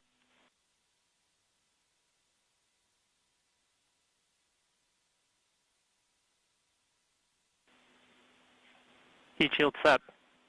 Perseverance is now slowed to subsonic speeds, and the heat shield has been separated. This allows both the radar and the cameras to get their first look at the surface. Current velocity is 145 meters per second at an altitude of about 9.5 kilometers above the surface.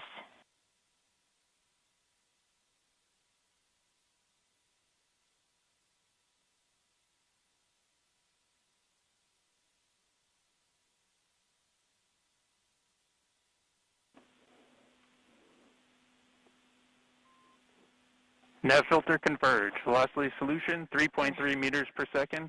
Altitude 7.4 kilometers. Now has radar lock on the ground. Current velocity is about 100 meters per second, 6.6 kilometers above the surface of Mars.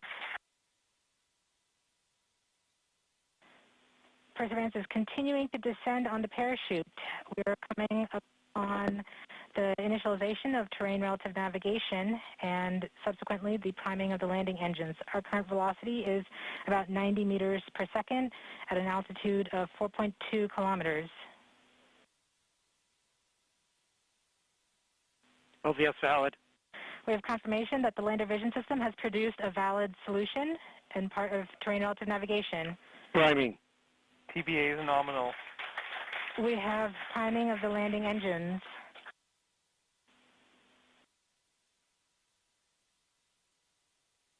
Back shell set. Is 83 meters per second at about 2.6 kilometers from the surface of Mars. We have confirmation that the back shell has separated. We are currently performing the divert maneuver. Current velocity is about 75 meters per second at an altitude of about a kilometer off the surface of Mars. TRN safety Bravo. We have completed our terrain relative navigation. Current speed is about 30 meters per second, altitude of about 300 meters off the surface of Mars. SDS level. Constant velocity 104. Constant velocity accordion, altitude air. We have started our constant velocity accordion, which means we are conducting the sky crane, about to conduct the sky crane maneuver. We've lost direct-to-earth tones. Throttle down. Sky crane maneuver has started. About 20 meters. Tango Delta. Nominal. We're getting signals from MRO. Remuse stable.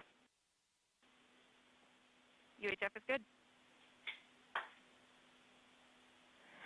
Touchdown confirmed. Perseverance safely on the surface of Mars, ready to begin seeking the signs of past life.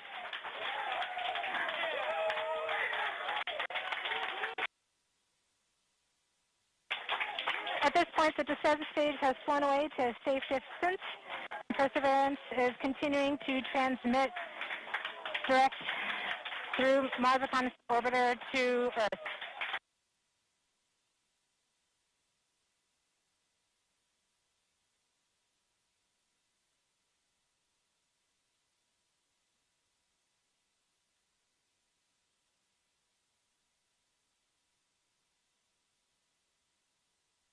More reports, they're still getting telemetry from the lander. All right, all stations. Touchdown confirmed. We're going to wait for the images.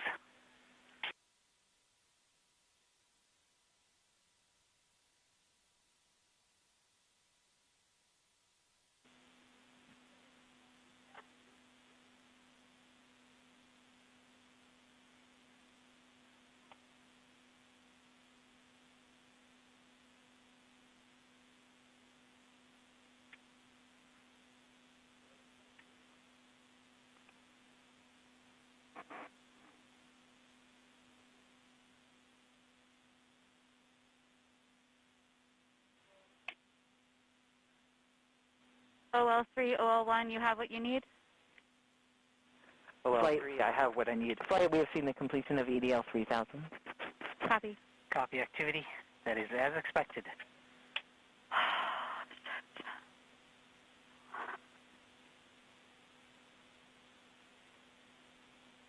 MRO is still seeing a strong signal from the lander.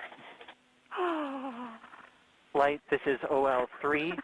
I am ready to share. OL3, you are go. For those on M. All stations stand by for the images. Yes! Woo!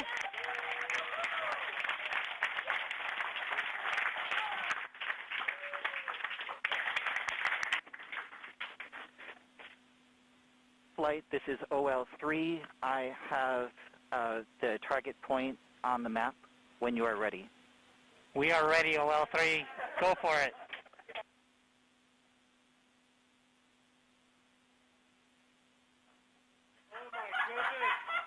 Oh.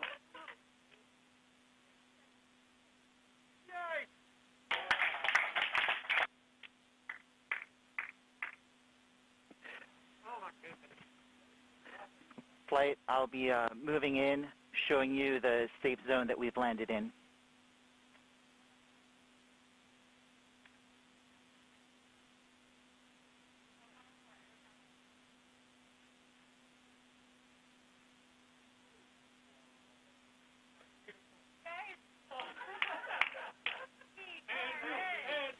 OL flight.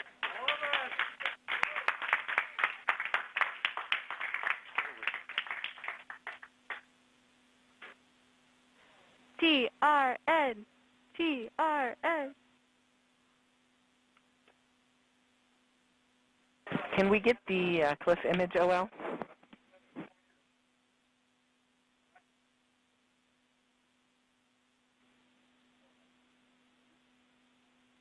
Activity, this is OL. Can you repeat that request on M20 EDL off? OL, can we get the other image? Should show the cliff. I'm sorry, say what image again? I'm not understanding. Flight OL3. Go OL3. You can see we've landed about 35 meters from the nearest rocks that we could identify from orbit by their shadows. Copy OL3. TRN in action. Yep. Take that, Desero. Woo!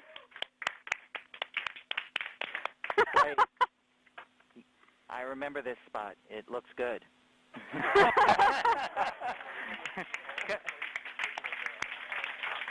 Copy OL3. I'm sure that you have seen them all and you recognize them all. So,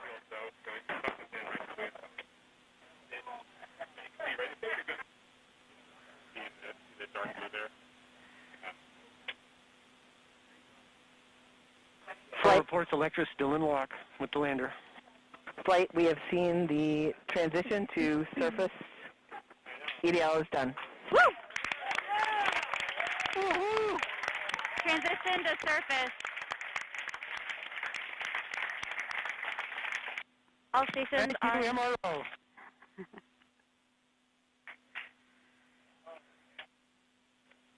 congratulations, Perseverance team, and the whole team that's not here as well. Excellent job.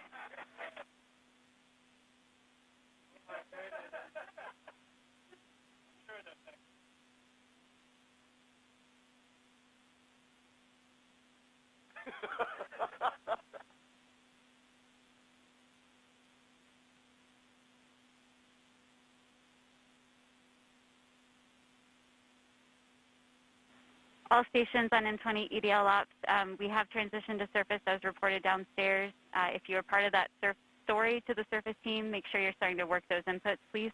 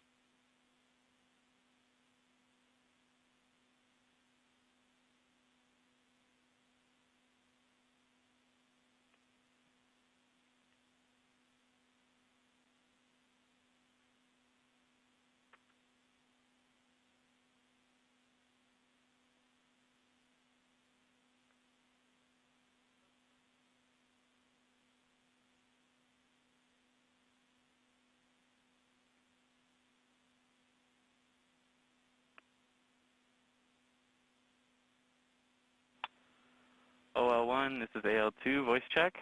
I read you 5 by. I just want to announce to everybody I've taken a first pass at the surface transition report. I've got some numbers from the script, and I'm awaiting inputs from a couple people still, and confirmation from others. It's ready for review. Copy. At the end of that was it's ready for review. Are you asking people to take a look at your CASHA report?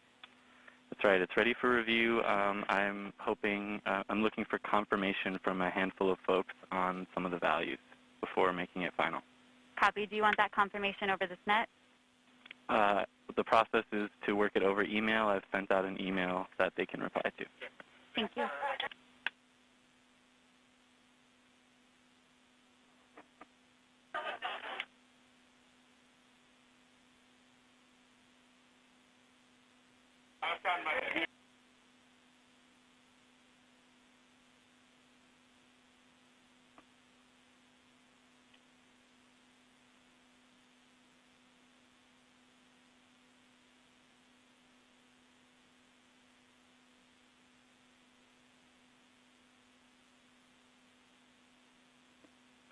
Who did you know? Yeah. Really?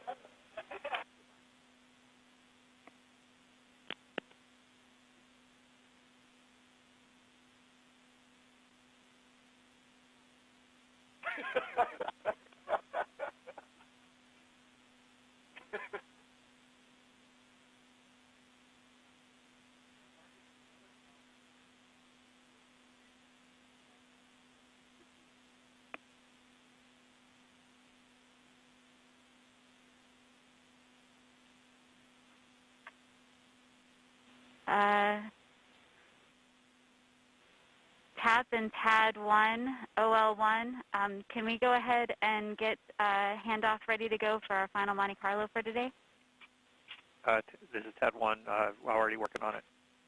Copy. Can you tell me what OD that's on? The latest one I have is 137. I'll go jump into the nav room and confirm that's the last one. Copy. Oh, well, this is TAP1. We're ready to run that Monte Carlo when the handoff is ready. Copy. Thanks, TAP1. TAD1, this is TAD2. Go TAD2. Oh, sorry. TAD1, this is TAD2. Flight Ace. Go Ace. TAD and TAD. Just wanted to get permission to release the tracking stations and the NOPEs and everybody. TAD2, TAD1 is currently talking to nav. Stand by.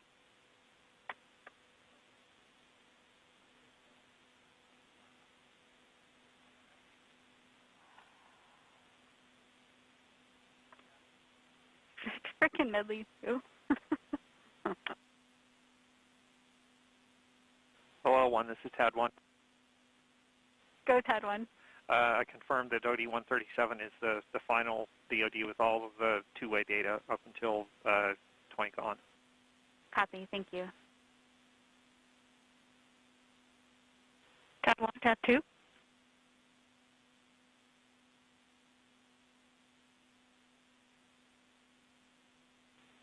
Sorry, TAD2, were you calling TAD1? Indeed, I was wondering if you wanted to cancel that last Monte Carlo before we start this one, or if I should get HBC on it so you can focus on the handoff. How far along is it?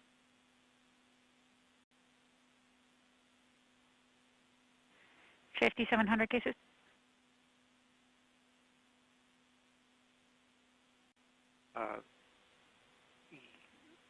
Yeah, I'll go ahead and kill it.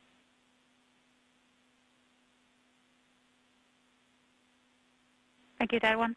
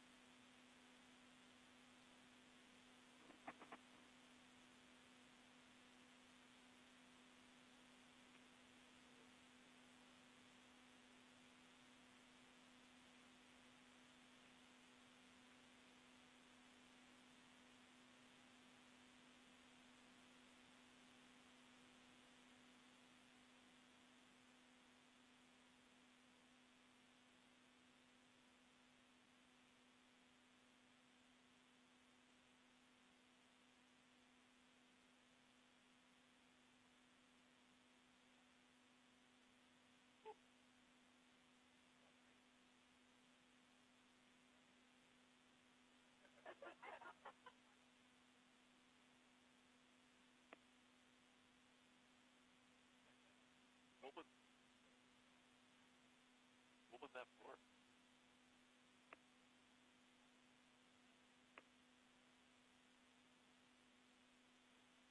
Hey, Lynn.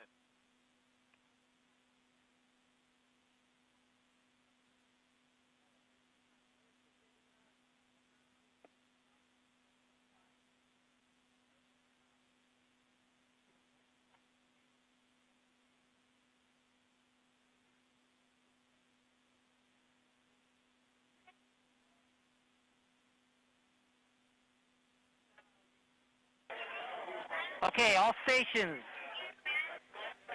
Everyone. Everyone.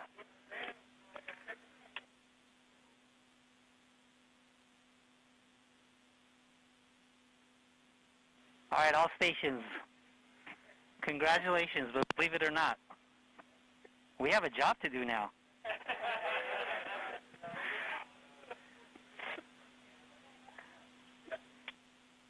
OL1, TAD 1. Go TAD 1. Are we ready to look at the handoff? Surface flight, this is flight. Yes, please. Should I go ahead and just share it in the WebEx that we're working now? Yes, please. Go ahead, flight. TAD Just 1, want to do we have confirm your that eyes? your team is ready to receive Perseverance. I am paying attention. Copy. We are ready to receive Perseverance. Okay, Are you ready for the briefing? The new one is on the left. Not yet. The 121 is on the right. We'll let the team here have... not yet. We'll sorry, this is let going to the be hard team with here have VOCA. a few minutes with the telemetry, and then we'll do our briefing. Remember to put the details in capture for your counterpart on the so surface OD team. 137 spread. And then we will do an over VOCA report. And I don't think anything else actually changes Flight, this in is this. Surface FD. Are you staying on 20 ops or other switching than, to marginally surface hang on, ops? before I scroll too far down, I want to confirm. We are going to remain so on we M20 have off the OD 112 VOCA. VPU3. Copy. The only other relevant change here is going to be the OD 137 spread ESF. And we don't have any other relay orbiter changes, correct? None that I care for us to incorporate. I don't think so. TAD 1, your screen resolution, I can't actually read stuff very well, but you were saying it out loud, so I'm just trusting that what you're saying is what's there, just so you know. Copy. But I think what you described makes sense to me. And we have no orbiter file deliveries from Monte Carlo this morning. Thanks for confirming, TAP 1. Flight activity FNAF for 2. Copy. And there'll be there's no other Flight version nav. changes. Go nav. No other notes. So nav is going to go off net. That's it. Great success Should on we the add a note surface that just says mission, final, that's great. Thank you. final OD from Nav, you don't want to pre-entry? continue? Yeah, that's a good Nothing for idea. you to do? Thank you. TAP, On are to you the good next with mission. this handoff? Nav, we want am to good. extend tremendous Thank you very much. gratitude for your efforts to you and your team and for giving us a great trajectory here. You're welcome. Nav, EDL Nav. OL 1 or 3, this is EDL phase on EDL ops. Phase, this is OL1. Can I get a copy of those pictures sent to me, where the map is, or where we came down, where we targeted, both in hazard map and not hazard map mode? OL3 gave me a thumbs up. You should have those shortly.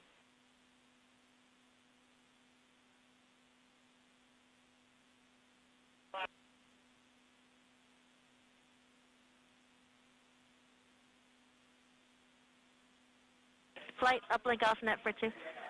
Copy uplink.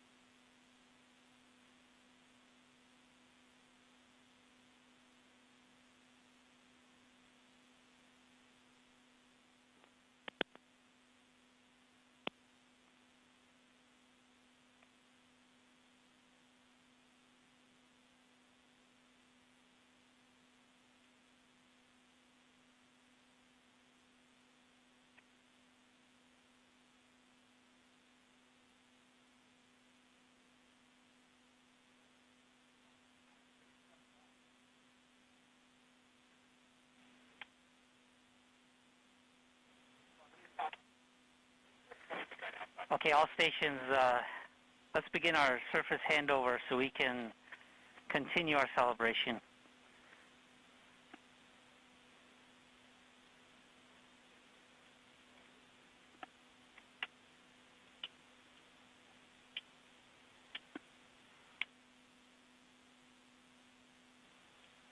Systems, are you ready?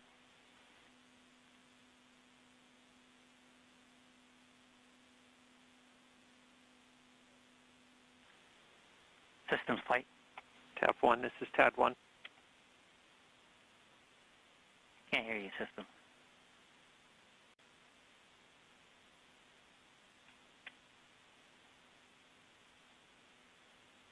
Flight Systems voice check. Got you 5x5.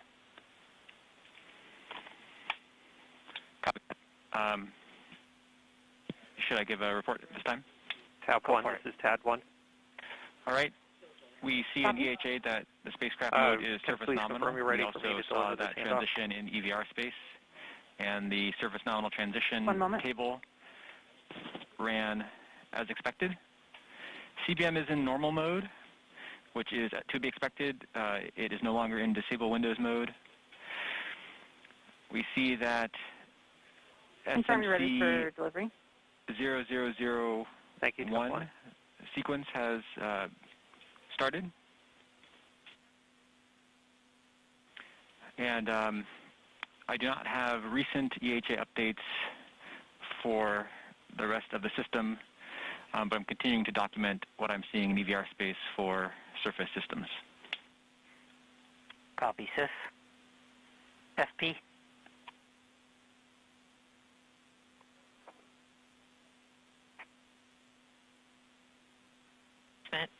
And waiting on telemetry updates for some of the channels, but based on the EVRs, it looks like the transition to nominal was as expected, and I don't see any indications, at least from what we have so far, that any FP has tripped.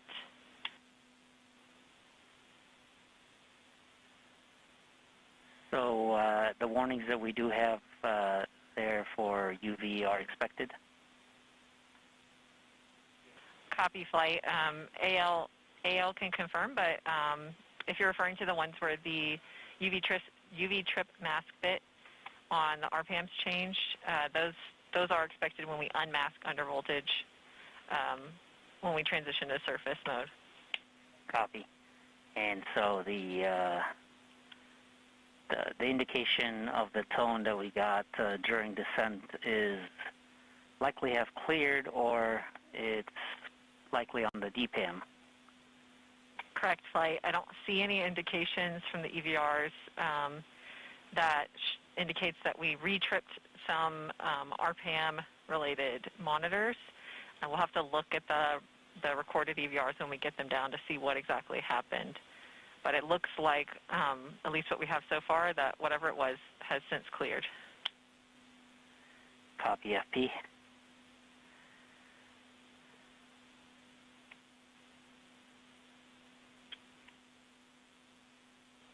Go to power.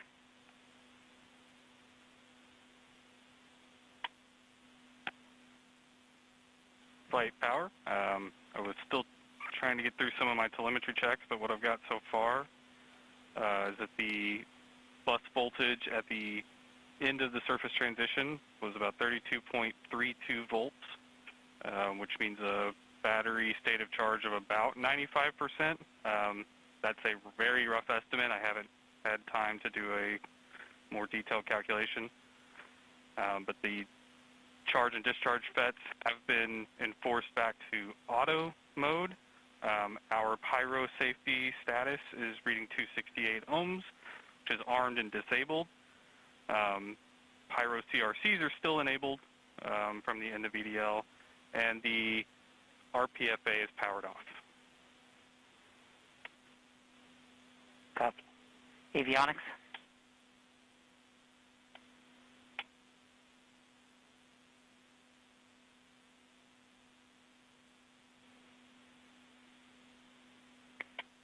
Avionics flight, voice check.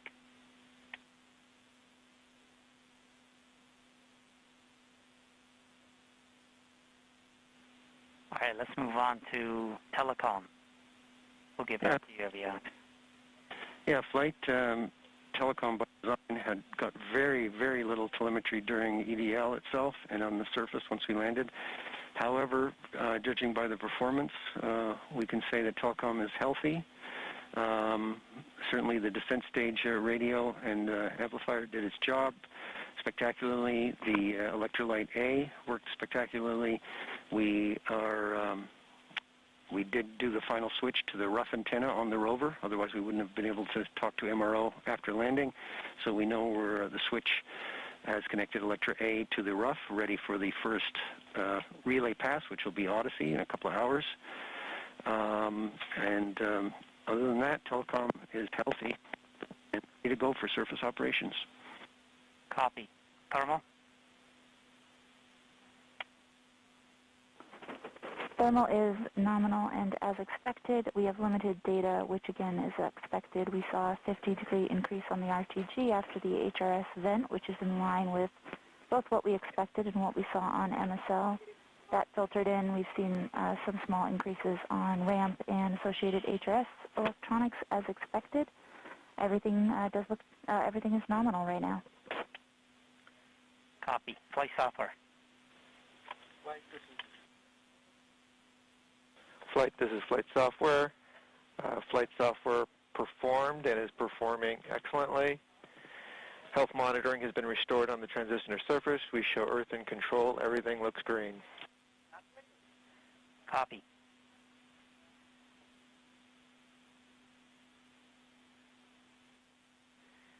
ACS. How's your subsystem doing on the surface? It's doing great. ACS gave a great pep talk to the nav filter, giving it a good attitude for EDL. Telemetry looked great just before it was idled, and presumably ACS is now sitting in a new crater on Mars. Copy. And prop, how much fuel did you leave? The cruise stage burnt up with 55.91 kilograms of propellant, and the descent stage consumed 305 kilograms out of the 401 load. So we flew away with about 96 kilograms of propellant. But otherwise, propulsion performed nominally. We did see successful boot of the DMCA into MCSW mode as expected. We then did see successful activation of the 8 TVAs, and they were nominal. Closed-loop flyaway was then commanded nominally, and the warning EVRs after closed-loop flyaway are expected. Copy. DMX? Flight data management is nominal. We've had limited telemetry and EVRs, but based upon the data we have, DMX is a nominal expected state. We did see several partial data products, but those are expected as part of EDL. All of the data has been captured in Cacher for the surface operations team, so we're ready to hand over to the service team. Copy. GNC. Flight, this is GNC. Though almost all of CEDL GNC is on different places on Mars, one of the most important pieces is still on the rover. The VCE is healthy throughout all of EDL, performed its job admirably, and has the data from entry, descent, and landing. So is go for Sol 1 activities to retrieve that data. Copy. GNC. And ACE? Flight ACE, all of our systems worked as expected. We have disconnected from the command system, and we have all 4 stations standing by for us to release them. Copy. So at this point, the release I'll leave to Surface Flight and Surface ACE. Are you going to be Surface ACE or? That's the base stations won't be around when we're using them the next time. Understood. They're probably done for the day, but I don't want to presume anything. I'll leave that up to Surface Flight to figure out. Copy that. Okay. And left the last here, Activity Lead. Is it Activity Lead 1 or 2? Activity Lead 2. All right, Activity Lead 2. Flight, this is Activity Lead 2. I can confirm that EDL was nominal, as we know. I've filled out the Cacher report with all the key details about the landed lat-long position, the estimated touchdown velocities. We've got a estimated rover attitude in 3 dimensions from RIMU real-time data products in there, and everything is nominal. The one piece we're still missing is the MRO loss of signal time, but I'll be adding that to the report as soon as possible. And we cannot assess the state of the EDL cameras. We didn't get an EHA update since prior to entry, but otherwise, all is well. Copy activity. Avionics. Flight avionics, can you copy? I got you. Says nominal. RC Alpha is prime. RC Bravo is powered off. From the pre-deal EHA, the primeness is as expected. We don't have any additional telemetry, at least I don't, indicating whether we swapped PAMs or not. But the RC spans and buses are healthy. The all PAM states are expected, and the avionics remote terminals are also expected. No change. No new memory errors. CRC states are nominal. The secondary voltages are nominal. In terms of warning EVRs, I couldn't hear, but there's the power EVR terminated pending request.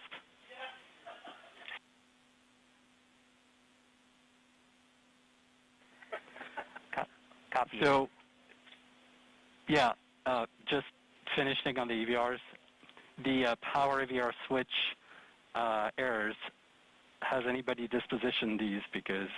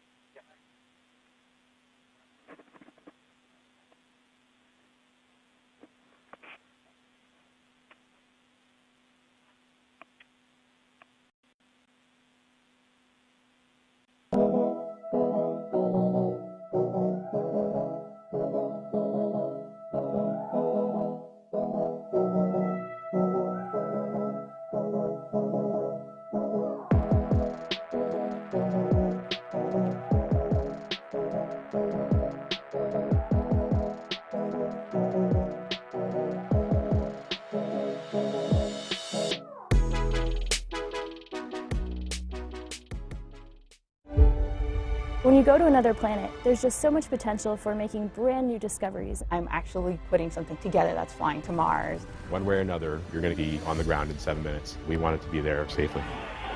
My name is Heather Bottom, and I'm helping prepare the spacecraft that will fly our next Mars rover to the Martian surface. My name is Diana Trujillo, and I work with robotic arms to collect samples on Mars. I'm Al Chen, and I lead the landing team for Mars 2020. My name is Michelle Tommy-Colizzi. My name is Mujige Stricker. My name is Eric Aguilar. My name is Katie Stack-Morgan, and I'm helping to protect the next Mars rover.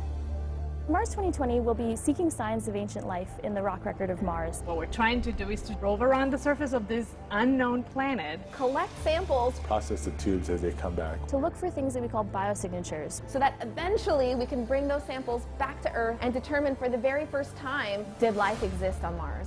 But also, where could it be preserved for 4 more billion years for us to find it? Before the rover actually flies, you have to make sure that everything works properly with the flight software and the hardware. We hit the atmosphere going, 12, 13,000 miles per hour. After the journey through space, through the vacuum, we try to test all of our hardware to the environments that we would see. So that's where a lot of the testing happens behind me. We spend lots and lots of hours here testing everything. It gets put in an oven, it gets put in various chambers and clean rooms. So what we can see over here is the stacked spacecraft. The robotic arm is actually right behind me. This is the place where the magic happens. This is the Mars Yard, and this is where our rovers practice driving over rocky terrain. There are hundreds of people that have to come together and build a spacecraft. You kind of have to put those different pieces together and make sure that those pieces all are going to work. And I feel like such a lucky person to be working on this. Everything that you're touching, all this hard work that you're putting in the long hours. 20 years, your children will be reading this in their science book. It feels great.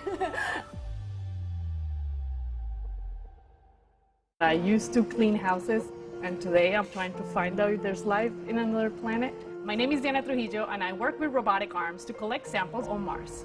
What we're trying to do is to rover around the surface of this unknown planet to try to find out if at some point there was life on the surface of Mars. On the robotic arm, we have two very interesting instruments. The robotic arm is actually right behind me. We will use the arm to place those instruments or the drill that will collect the sample, which are the ones that will be analyzing the terrain and helping us understand what is it composed of and understanding if there was some traceability of life. And I feel like such a lucky person to be working on this. We're standing on the Mars yard. The intent here is to demonstrate that we have enough grip to continue to move the rover up and down in any hill on the surface of Mars. I was born and raised in Colombia. There was a lot of violence going on in my country. So for me, looking up at the sky and looking at the stars was my safe place. I came to the US when I was 17. I learned English, paid myself through college, and eventually applied to be working here. We spend lots and lots of hours here testing everything from how it should be moved, from how we're going to configure it. This is us trying to understand how we will use the hardware and the software to get it to do what we want to do on the surface of Mars. It is more about what your enthusiasm, your passion, and if you're determined to do what you want to do in your life, you will find a way. One way or another, you're going to be on the ground in 7 minutes. We want it to be there safely. I'm Al Chen, and I lead the landing team for Mars 2020. Entry descent landing is all about getting the vehicle from the top of the atmosphere down to the bottom safely. We hit the atmosphere going 12, 13,000 miles per hour. We have to deploy a supersonic parachute. And that's all before we get down into powered flight. So we have a new system that'll take over at this point. It'll start taking images of the ground. That'll let us figure out where we are in latitude and longitude. Jezero Crater, the site we're going to with Mars 2020, was actually rejected for curiosity because the site was considered too unsafe. And really the terrain was way too rough. But now we have the ability to land at these places that we never really could go to before. The Jezero Crater site, if you look at it from space, is pretty obviously a delta. We think that Mars was habitable about 4 billion years ago. So the question is not just where was that life, but also where could it be preserved for 4 more billion years for us to find it later. I worked on Curiosity for 10 years, so this is a very familiar feeling. I think I was too young the first time to really realize what was at stake. Seeing G's on the order of 11 to 12 Earth G's. We are in powered flight. I've been on the other side of this too. My wife was front and center on InSight. This is actually the same seat that my wife was sitting in for the InSight landing. The same seat that I was in actually back in 2012 for the Curiosity landing as well. A lot of history for us in this room. Touchdown confirmed. Proceed. We might be uniquely positioned as two folks who are married to each other to know what it's like to land things on Mars. When you go to another planet, there's just so much potential for making brand new discoveries. My name is Katie Stack Morgan, and I study rocks on other planets. So Mars 2020 will be seeking signs of ancient life in the rock record of Mars. The instruments are really well suited to look for things that we call biosignatures, which are signs that ancient life might have been there in the past. To really confirm that life had a hand in creating those signatures or textures, we really do need to bring those samples back. We have capabilities in laboratories here on Earth that we can't fit in a compact instrument on a rover. This is the Mars Yard, and this is where our rovers practice driving over rocky terrain. We work together with the engineers to understand what type of terrain the rover can handle so that we can get to the most exciting places, which are often the most challenging.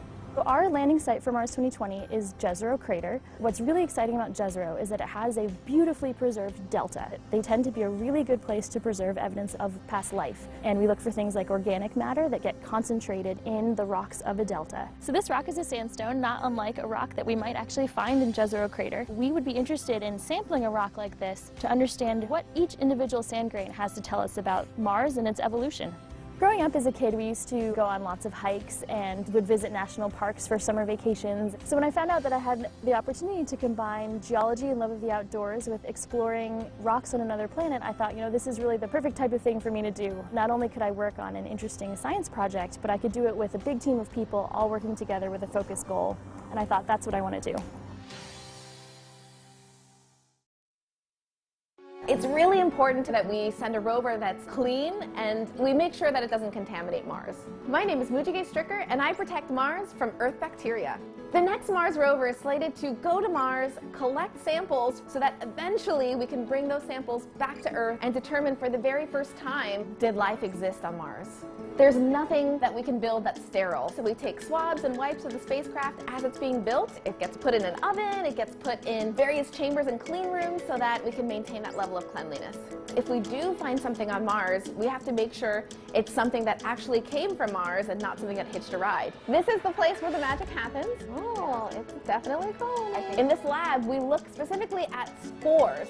So spores are those hardy microorganisms that can actually survive if it made it on the spacecraft in the journey through space, through the vacuum. It's very humbling to be a part of this big project because there are hundreds of people that have to come together and build a spacecraft. There's no one person that can say, I did this, I made this happen. It's always a we. I owe it all to Carl Sagan and watching the cosmos. I remember being a little kid, going to the public library and renting that VHS. And from that moment, the light bulb turned on. It actually was the start of my passion of science communication. We are citizens of our universe. We have to be good ambassadors when we are exploring other planets, other moons. And so it's the right thing to do.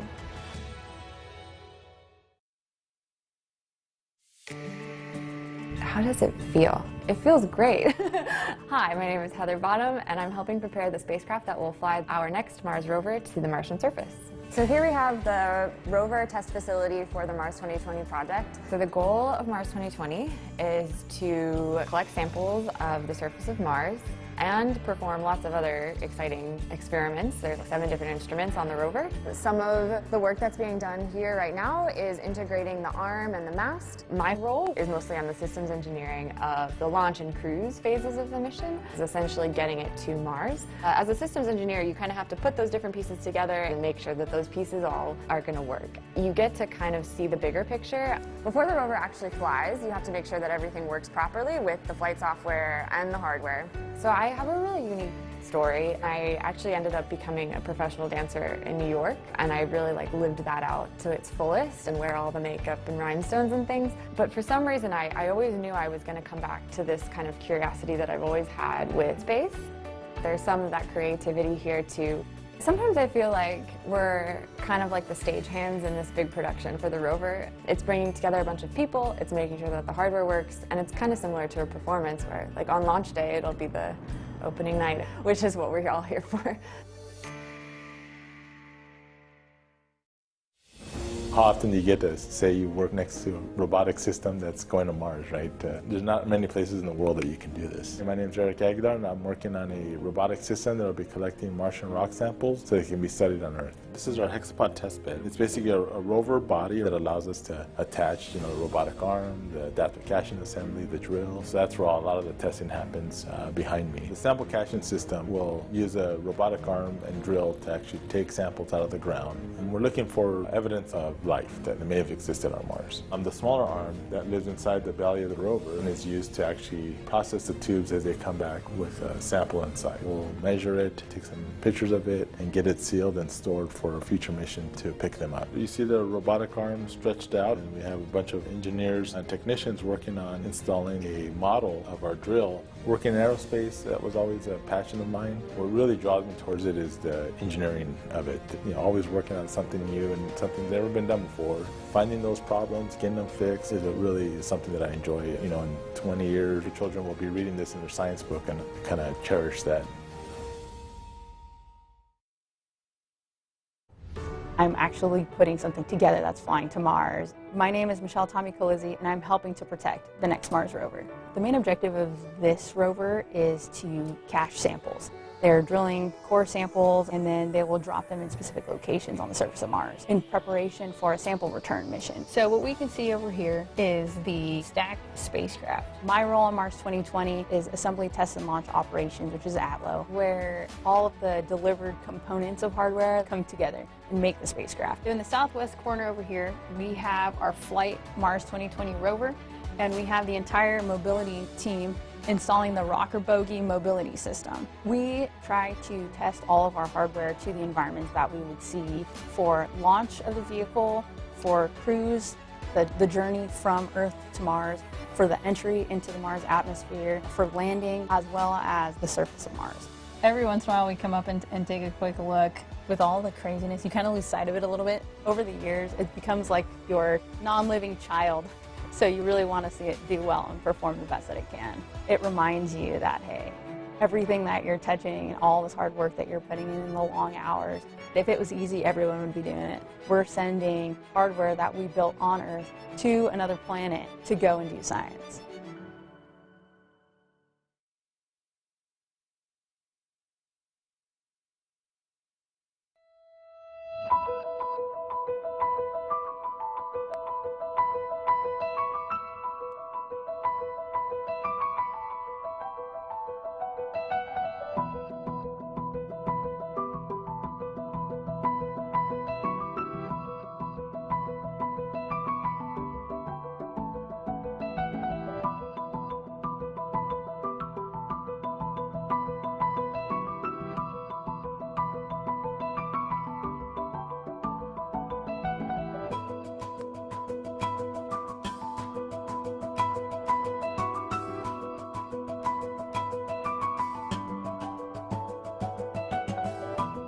The Cold Atom Laboratory is in many ways the coolest thing and the coldest thing we've ever done on the International Space Station. It is allowing us to investigate cold quantum gases and make breakthroughs in areas of physics that up until now have been unavailable to us.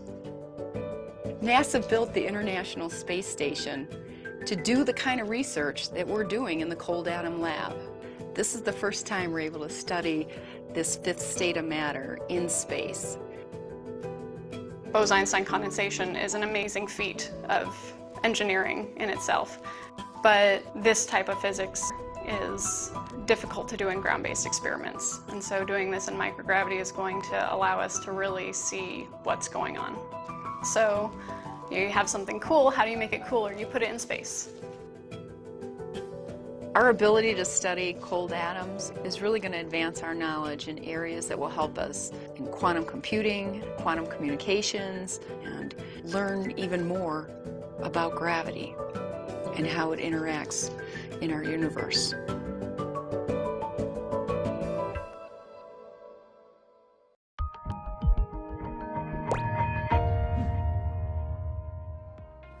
I'm Dr. Ellen Stofan, also known as Dr. E.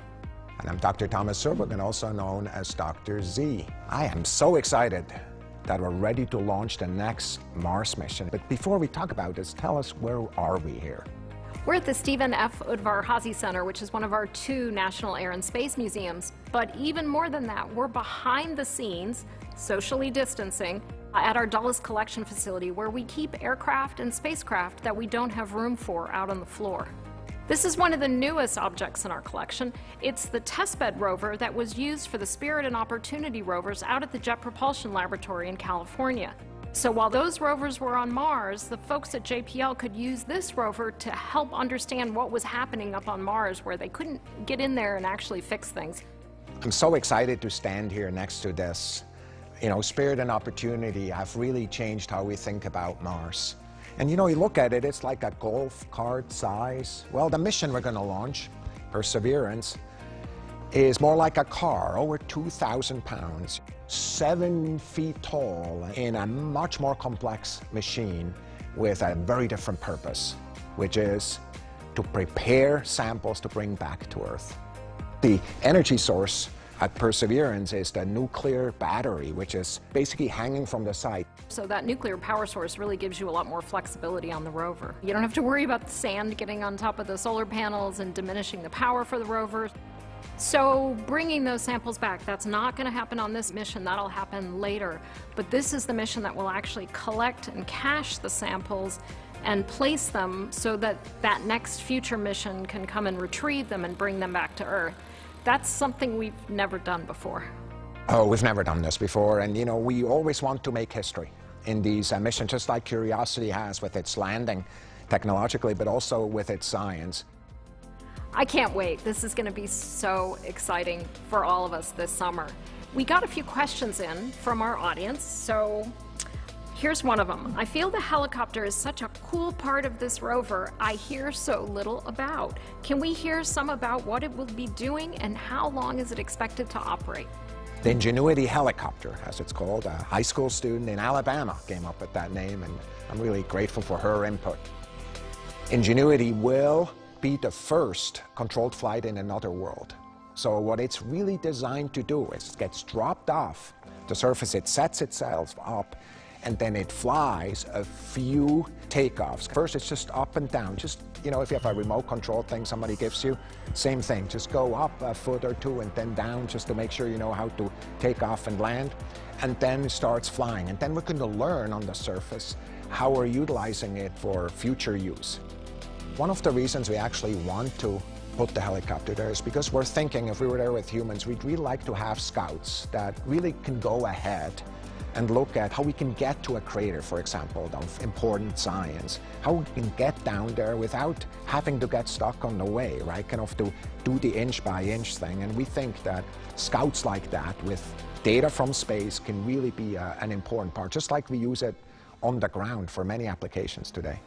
I'm really excited about it. I'm going to push you on something. Someday there will be humans going to Mars. And I would really appreciate it if they would pick up that helicopter and bring it back here to the National Air and Space Museum, because that helicopter covers everything that we talk about here. So someday. I think that's exactly the right thing. Here's the next question. How could Perseverance help us potentially for the future human exploration of the red planet? You know, in a number of ways, from the science it's gathering to an actual experiment on board. First of all, we have an instrument on board called MOXIE that's actually pulling carbon dioxide out of the atmosphere and splitting out oxygen. Oxygen is important because obviously it's something we need as humans to breathe, but it's actually also a component in rocket fuel. And if we're going to have any kind of sustained human presence on Mars, we're going to have to learn to live off the land. Yeah, there's some things that, you know, just really see the ingenuity of the scientists and the engineers. The calibration target for Sherlock, one of the instruments, actually has specific materials that are of huge importance to human explorations. There's 3 samples of astronaut suit materials there. We learn how these materials interact in the Martian atmosphere. So how cool is that? That's really cool, because here with our spacesuit collection that we have here at the Air and Space Museum, you can really tell the Apollo astronauts that walked around on the moon, because their suits are covered with a very fine, glassy lunar soil. Thanks so much for this discussion. What an amazing story we're in the making here. And also for doing this in this environment, full of stories, full of secrets in a place I've never been before. And I can't wait to come back for another episode of Easy Science.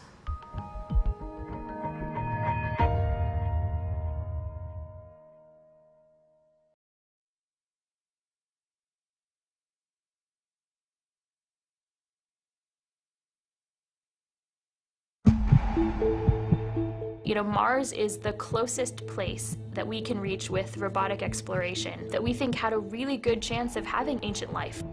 The Perseverance rover will land at a location called Jezero Crater. Jezero Crater is a very interesting place. It's a crater that once held a lake. There are a lot of craters on the surface of Mars that could have once hosted ancient lakes, but not every crater that we think had a lake actually preserves evidence that that lake was there. It had an inflow channel and it had an outflow channel. That means it was filled, the crater was filled with water. In Jezero, we have probably one of the most beautifully preserved delta deposits on Mars in that crater.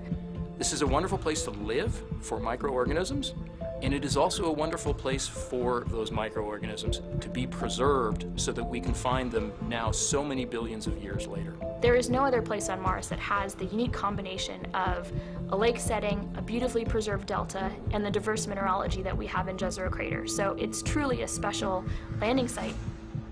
The major goal of the Perseverance mission is to investigate astrobiology on Mars, and in particular, to address the question of whether life ever existed on Mars.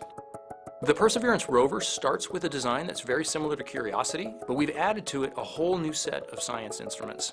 And these science instruments were purposefully selected to help us in the search for biosignatures. We're going to be taking microphones with us. For the first time, we're going to have that human sense on another planet. Perseverance carries with her a grand experiment in spacefaring technology, a helicopter, the name of which is now Ingenuity. One of the major upgrades that Perseverance has from Curiosity is that it's able to self-drive for a distance of up to 200 meters per day. As the rover is driving, it's literally building the map of the road it's driving on Mars. Scientists for years have told us that to really unlock the secrets of Mars, we have to bring samples from Mars back to Earth. So what Mars 2020 is going to do is to drill samples, put them in small tubes. We're going to seal it in its own individual tube. We set them on the surface to provide a target for the second two missions, which hopefully will get in development in the next several years and could potentially get the samples back to Earth by 2031. Perseverance is a very, very profound first step in both our understanding of our place in the universe and a stepping stone towards human exploration on Mars.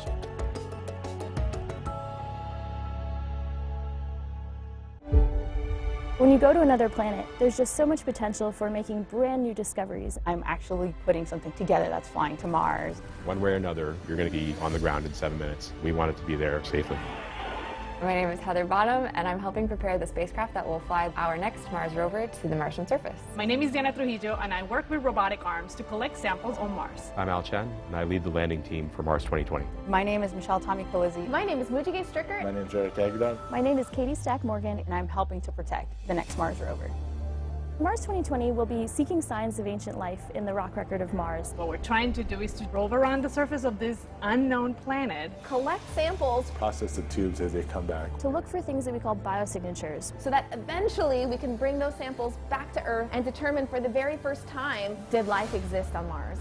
But also, where could it be preserved for 4 more billion years for us to find it? Before the rover actually flies, you have to make sure that everything works properly with the flight software and the hardware. We hit the atmosphere going, 12, 13,000 miles per hour. After the journey through space, through the vacuum, we try to test all of our hardware to the environments that we would see. So that's where a lot of the testing happens behind me. We spend lots and lots of hours here testing everything. It gets put in an oven, it gets put in various chambers and clean rooms. So what we can see over here is the stacked spacecraft. The robotic arm is actually right behind me. This is the place where the magic happens. This is the Mars Yard, and this is where our rovers practice driving over rocky terrain. There are hundreds of people that have to come together and build a spacecraft. You kind of have to put those different pieces together and make sure that those pieces all are going to work. And I feel like such a lucky person to be working on this. Everything that you're touching, all this hard work that you're putting in the long hours. 20 years, your children will be reading this in their science book. It feels great.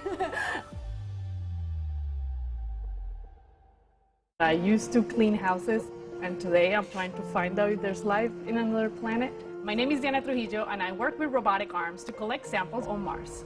What we're trying to do is to rover around the surface of this unknown planet to try to find out if at some point there was life on the surface of Mars. On the robotic arm, we have two very interesting instruments. The robotic arm is actually right behind me. We will use the arm to place those instruments or the drill that will collect the sample, which are the ones that will be analyzing the terrain and helping us understand what is it composed of and understanding if there was some traceability of life. And I feel like such a lucky person to be working on this.